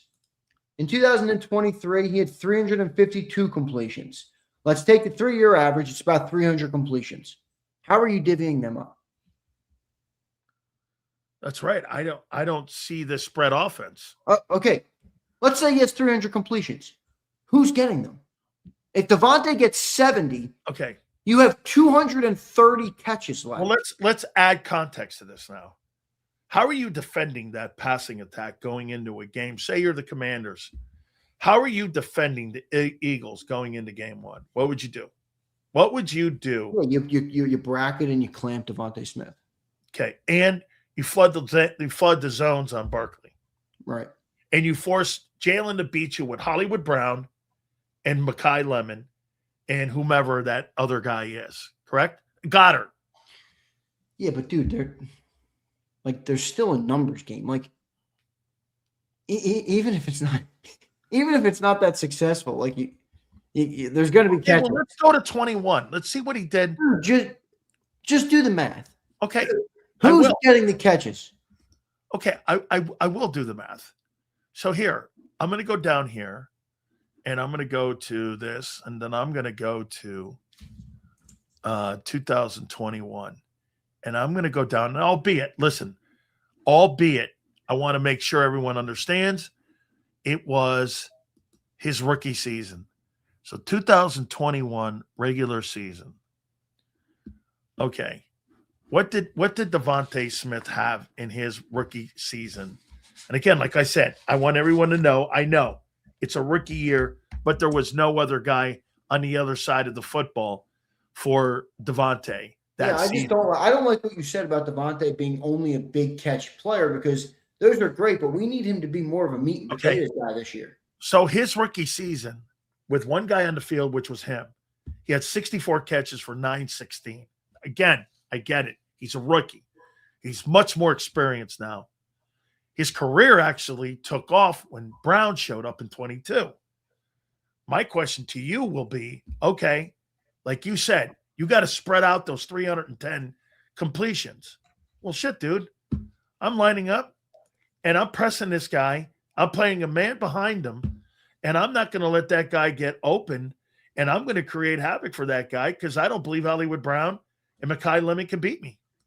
The guy I would be more concerned about is Barkley. He's the guy that I've got to stop by flooding the zones. And if Hurts is not going to run, boy, man, you got a lot, and you're asking a lot of those other wideouts to pick up the mail and to pick up the passing game to be able to win first and second down. Your number one objective this coming season, early in the year, would it not be this? Bro, you got to win first and second down to create space for Devontae in third down for him to be able to be open, right? I just don't see 70 catches for Smitty. That's where I don't see it.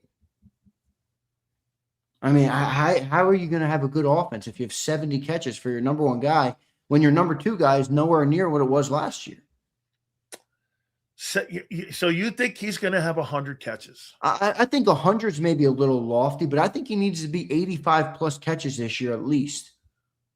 1,400 yards? I got him at 1,300 plus. So 1,400 would be good. I think that's obviously a great year, but I think he's capable of it. And then the rest by committee. I think Goddard has the second biggest year, and the rest by committee. Like I only see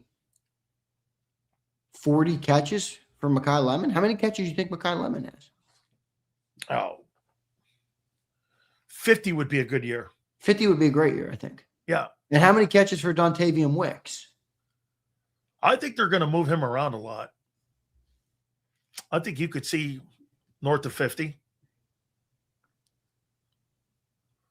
There's 200 right there. Let's give him 50. 50-50 for him and Lemon. That's 100. Give Devontae 85. That's 185. Give Goddard, what, 60? 70? Sure. 60. All right. So you're at what, 245? Yeah. 245. You're at 255 if you give him 70. I mean, you still got 50 catches to go, maybe 30 for Saquon. You got 20 left. And now you're talking about 10 for Hollywood Brown and 5 for Will Shipley. And, you know. Is that enough to win a Super Bowl? 300 completions. 250 was enough to win it in 24. Yeah, we had 2,700 yards out of the backfield running the ball. Well, you know. Hey, I got one here for you too. I got my official predictions. What do you think? For my the numbers are in from ChatGPT. Oh, let's hear it. I said if the Eagles have 320 completions, all right, that's a little uptick. How will they be divvied up? Last year, to be fair, the team had 318 completions, including Tanner McKee's 24. All right, it says this. Last year, the receivers accounted for 60% of the catches, the tight ends 24%, and the running back 16%. The projected 2026, 87 for Devontae Smith. Okay. 12 more than I said. 40, you said 60, right? No, I said 75. No, you didn't. I said 75 catches for 1,300 I thought you said yards 70 or 65. and All right, 87. Yeah. 43 for Mekhi Lemon. 29 for Hollywood Brown. That's where I think it's probably wrong. 24 for Dontavian Wicks. That's wrong. And 8 for between Elijah Moore, Cooper, and the other wide receivers. Wow. And then you have 54 for Goddard, 23 for Stowers, and 7 amongst the other tight ends. 36 for Barkley, 5 for Shipley, 3 for Bigsby. You're at 320. Stowers is going to have almost as many catches as Hollywood Brown. As Wicks. He's 23 As catches. Wicks? Let's not overstate it here. That I sounds think solid to me. I mean, I know you want to shit on it because you No, always will. I don't want to do anything here. I don't want to do anything. Oh, whoa. That's not what I Are you said. telling me your default setting isn't to take a dump on it? No way. Oh, yeah. I didn't take a dump on the LeBron thing. I love the move, actually. And I'm all for what's going on right now here.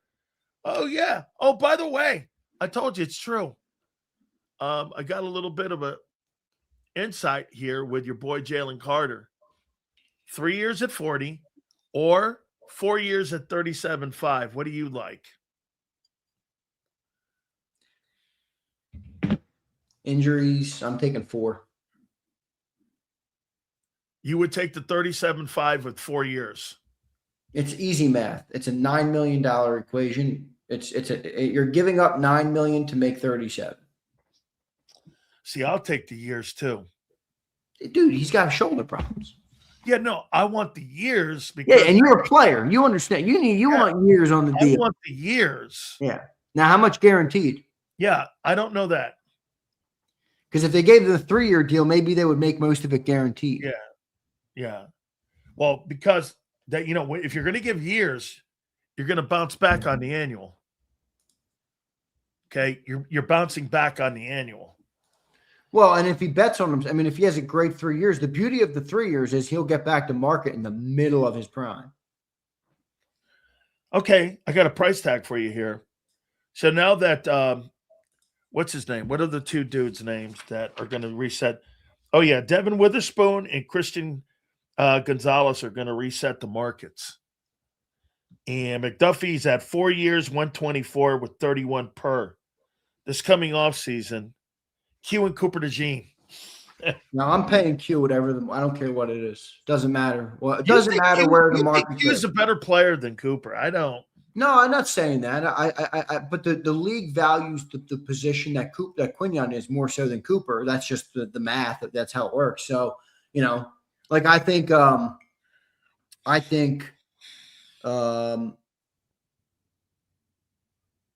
do I put this?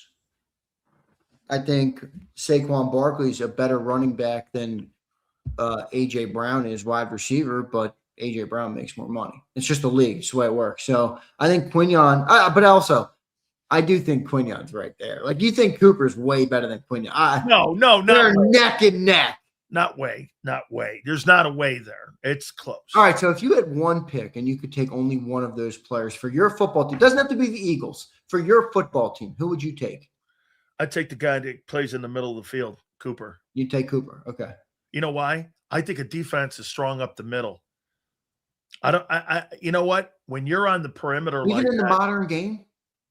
Yeah, but I saw you guys, the explosion of wide receivers and passing on. I saw you guys get to a Super Bowl with a guy you got off the scrap heap, and you ended up turning around and giving him a 3-year contract, and he played on the other side because your front seven had 70 sacks. You turned a player who got cut by the Giants into a 3-year guy because I think you can hide a lot of things with a great front seven. Yeah, I know, but I hear you. I'm not. It's a tough combo because I'm not trying to discredit Cooper, but Who do you think is more of a tone setter on that defense, Q, Cooper, or Jalen Carter? Cooper. I think Cooper's been the tone setter the last couple of years. I think Cooper and Bond. Don't you think Cooper, when you put him in that game, it elevated Vic's defense? Last year, Nakobe Dean was a tone setter. He was. I disagree when John was talking to you. And I'm sorry, but I thought the run defense improved like you did. I thought the whole fucking thing improved when they put Nakobe Dean in there. Man, that's going to be a look. Listen here, Q and Cooper are going to reset the market. Is Carter a resetting of the market player? His talent is.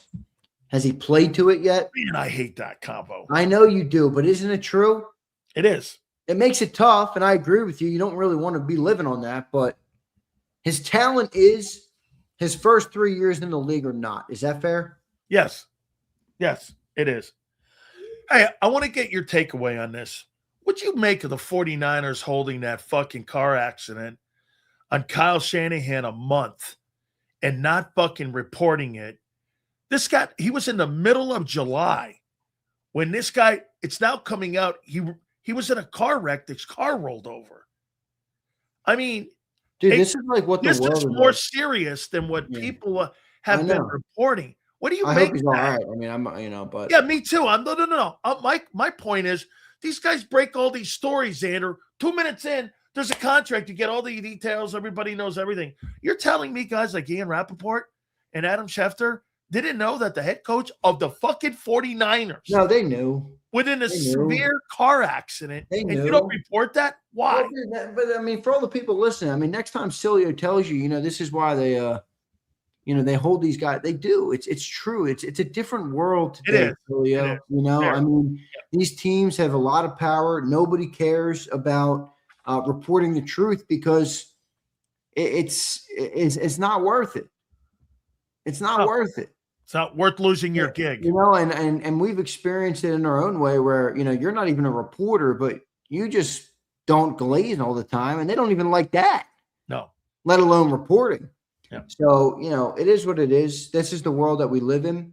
Got to kind of, you basically just have to accept it. Like somebody said it this morning. It's like, do I wish the Eagles press reported more honestly? In other words, do you wish the reporter who figured out about that reported it? I mean, I guess I don't really care because it's not like a football story. It's like, I would hope that he would be healthy before I would jump to like report it. But the job of the reporter is to report it.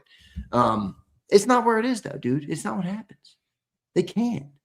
Every single reporter in Philadelphia right now is not giving you their full and honest account of the Eagles. How do you They're trust not. them?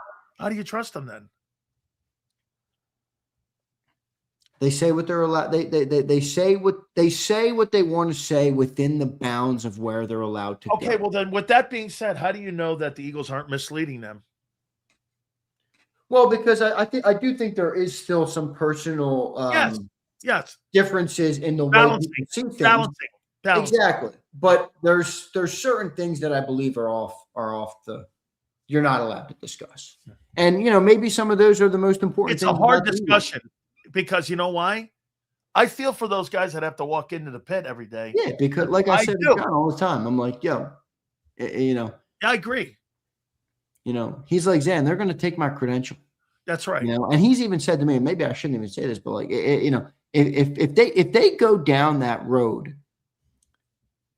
anybody, not even just John, if they go down that road and their credential gets stripped, you have to understand from a reporter's perspective, that's their livelihood. That's their livelihood. Yep. So if you don't have the credential to get in the door and to create the articles and the content and whatever to deliver on your job, what's your worth? You're not worth shit in their eyes. And that's how many of them feel, which is in a way, a very real way to look at it. But it's why you can't really get that mad at them because everybody listening here, I assume you have a job or you do something for a living. I mean, you don't just put that in danger, because somebody wants to know something or, you know what I mean? Like you have to make sacrifices to work. Like, You know, like it I is what said, it is. and that's why I never lived in that lane. It's true. I just It does stink though. Like I think people like there's a lot of fans who are always like, I don't give a shit about reporters. And I get it. All right. You don't care about the profession, but it does kind of matter. It does. You know, and I think the fans, without even knowing it, and many do know it, by the way. I'm not speaking on everybody. I think there's a subsection of people out there. You do want to know, and you do benefit from knowing, and you do care about knowing, even if you say you don't. You know, but it is what it is, Sills. Hey man, all I'll say is this: Johnny Mac's got quite a tough job between all that and me being here. I had to tell you this: he's got a tough one rolling into that place. Yeah, it's funny, you know, it's credential day on Wednesday. So, you know, I'm like, yeah, John, put your head down and put your hand out. No doubt. No doubt. Don't say anything here. Zander, I wrote down my top 5 rosters heading into report day tomorrow. You ready? Are the Eagles on there? Yeah. All right. And I want to hear them. Number 1, I got the Rams. Number 2, I got Seattle. Number 3, I have Denver. Number 4, I have Houston. Number 5, I have the Chargers. Well, you said the Eagles were on there. Number 6, I have the Patriots. Number 7, I have the Eagles. We just got done talking about reporters' line. Look at Sileo. He follows it with a lie. No, I got. Just better than in the top 5. Oh, I'm sorry. I said top 10. Here's my top 10. All right, Rams, Seattle, Denver, Houston, Chargers, Patriots, Eagles, Baltimore, Detroit, and San Francisco. Rosters, not best teams. Those are my 10 best rosters. If you want to move them around, I'd move the Eagles up. To where? I would move.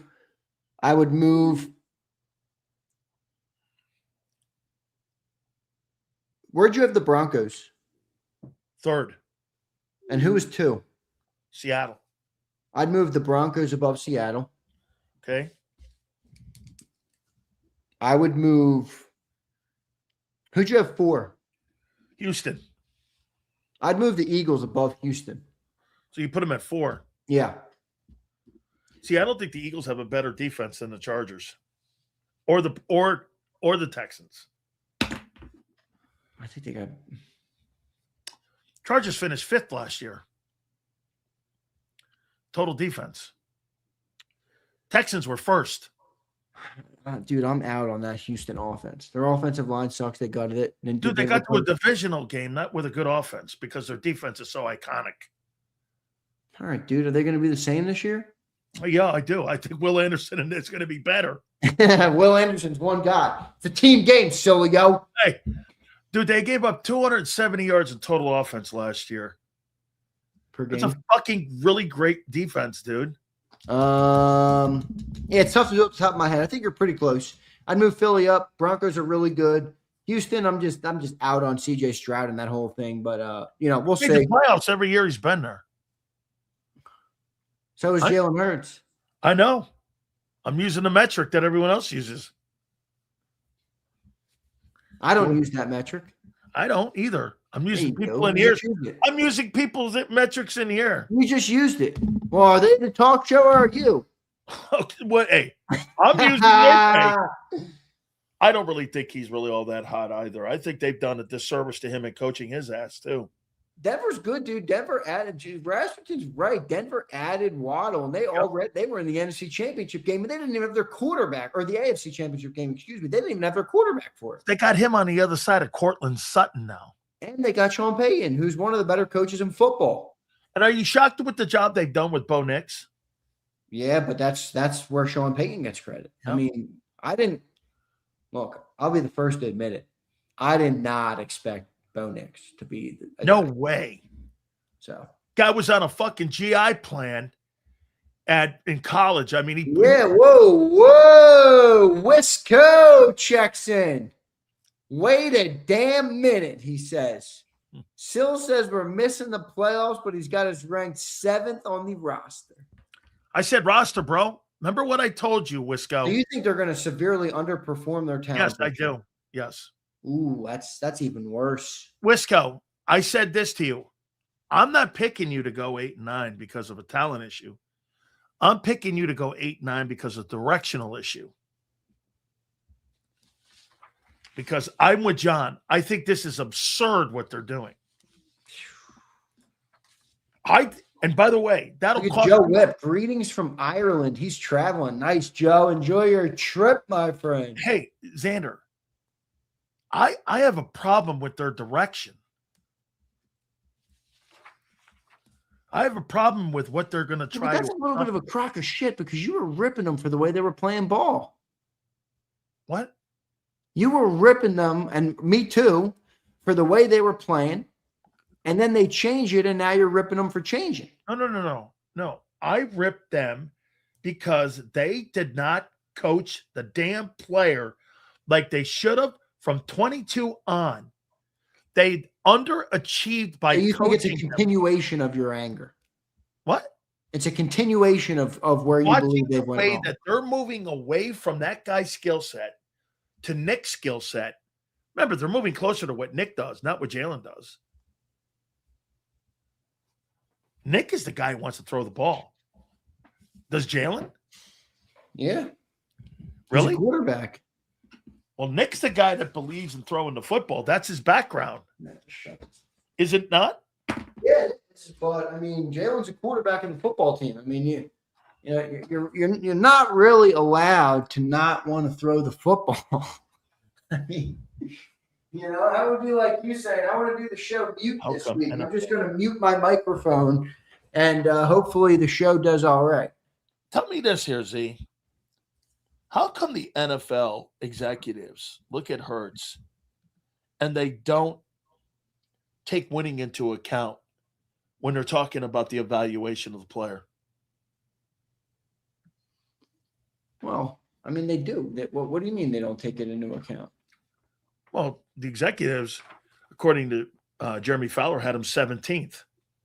Well, he was at Daniel. I agree with that, Betty. He said they don't know what the hell to tell this quarterback. Here's your boy here. I think she's right. I don't think they know. I think they're just fucking trying to change it up. Here's your boy here. So in 23, 89-1, 20th. Yards, 38-58. He's 14th. By the way, all the numbers right here. Look at this here. See? TDs 2030 was 13th. 24, he was 5th in rating, 20th in yards, 20th in touchdown passes. Last year, he was 12th in rating, 16th in yards, and 9th in TDs. These are middle of the road, dude. Why are people expecting him to have larger numbers? Like, I don't get it. No. I don't see Can he it. have 3,500 yards passing? Kenny, yes. All right, that's all I need. I don't think the stats are that. Yeah, but bro, is that enough? How good is Barkley? How good's the run game? How good's the offensive line? How good's the defense? So 35, okay. I mean, I think the whole goal for the Eagles this year is to get back to the world where you don't need Jalen to be the whole team. Last year, the offense was so bad it needed Jalen to become a version of himself that he never came. The elite player who uplifted everything. I think this year, he's got to have a better year. He's got to make more plays, and the team needs to be better around him for them to go the distance. I mean, Sam Darnold had a good last couple of years. He wouldn't have gone the distance if the team around him wasn't good. I think they gotta, the defense gotta be great. The run game's gotta be great. Jalen has to play better, but the rest of the things around him, I think, are more important for the overall team success this year. Let's read some of these supers because we're gonna. Do we have any? We got only a couple minutes left. No, we don't have. We have one. NJ says good, who had more hair in their ears, you or Angelo? A very NJ fishing comment. Of course, typical. I'll tell you what I'm going to do, Z. Yeah, let me do a timeout here, bro. I can't wait for tomorrow. I can't. Wednesday we'll get some more intel, but it should be good. Big Z, appreciate you. We'll see you on Birds 365 tomorrow. Later, dude. Got it. That is Big Z. Don't forget our great friends at Morgan & Morgan, the number one injury law firm in all of America for a reason. And it is because they win. With over $30 billion recovered, Morgan & Morgan is the number one place when it comes to you being injured on the job. Told you about the family in Pennsylvania, $650K. They got nearly $26 million in settlement. The family in Florida, that was initially offered $350K. They got nearly $12 million. Go to forthepeople.com/Big Sills or Pound Love 529. That's forthepeople.com/Big Sills or Pound Love 529. And do me a favor, you tell them Big Sills sent you. There's a reason Detective Johnson is the gossip king. Oh, did you hear? Jackie and Tom are getting a divorce? Sad. Well, I heard that Ashley Had work done on her face? Yeah, oof. Just like there's a reason Morgan & Morgan is America's largest injury law firm. Injured? With over $25 billion recovered for our clients, there's a reason to go big. Bathroom? Okay. Morgan & Morgan, America's largest injury law firm. Oh, okay.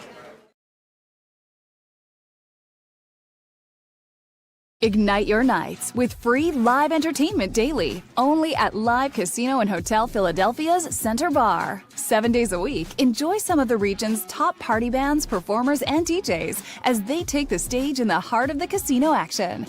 Great cocktails, live music, and lively moments. It's all happening at Center Bar at Live Casino and Hotel Philadelphia. Visit livecasinophilly.com for more details and the complete list of upcoming events. Must be 21 or older. Gambling problem? Call 1-800-GAMBLER. This is Eric. When he got injured in a car accident, he called Morgan & Morgan. He not only gets a lawyer, he gets trial lawyers like Sam and Jessica who are in it to win it. He gets his own investigators with briefcases, leather ones. And if you ever have questions, our customer service folks keep things rolling. Injured? We're your army. Morgan & Morgan, America's largest injury law firm. Welcome to the Jet Setters and the High Rollers, to the Shot Takers and the Tastemakers. Welcome to the Viewfinders, the Thrill Seekers, and the Night Owls. Welcome to everything you could possibly want on one 5-mile island. Welcome to the Wildwoods. Book your stay today. In our hometown, we all look out for each other. We go the extra mile to lend a helping hand. Thank you. We step up to keep our communities going strong. And at Independence Blue Cross, we're here to keep you going strong. We've been deeply rooted in our communities for more than 85 years. And that connection to members has earned us our spot as the #1 health insurer in the region. So while you look out for your neighbors, know IBX is always looking out for you.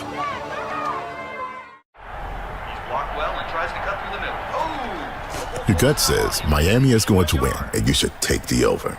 Your gut also said your NFT selfies would only go up in value. They didn't. But your head is on Sports Grid and knows the QB is in concussion protocol.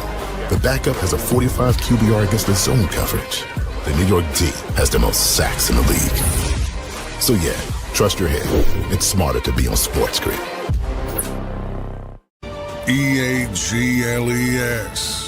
Eagles.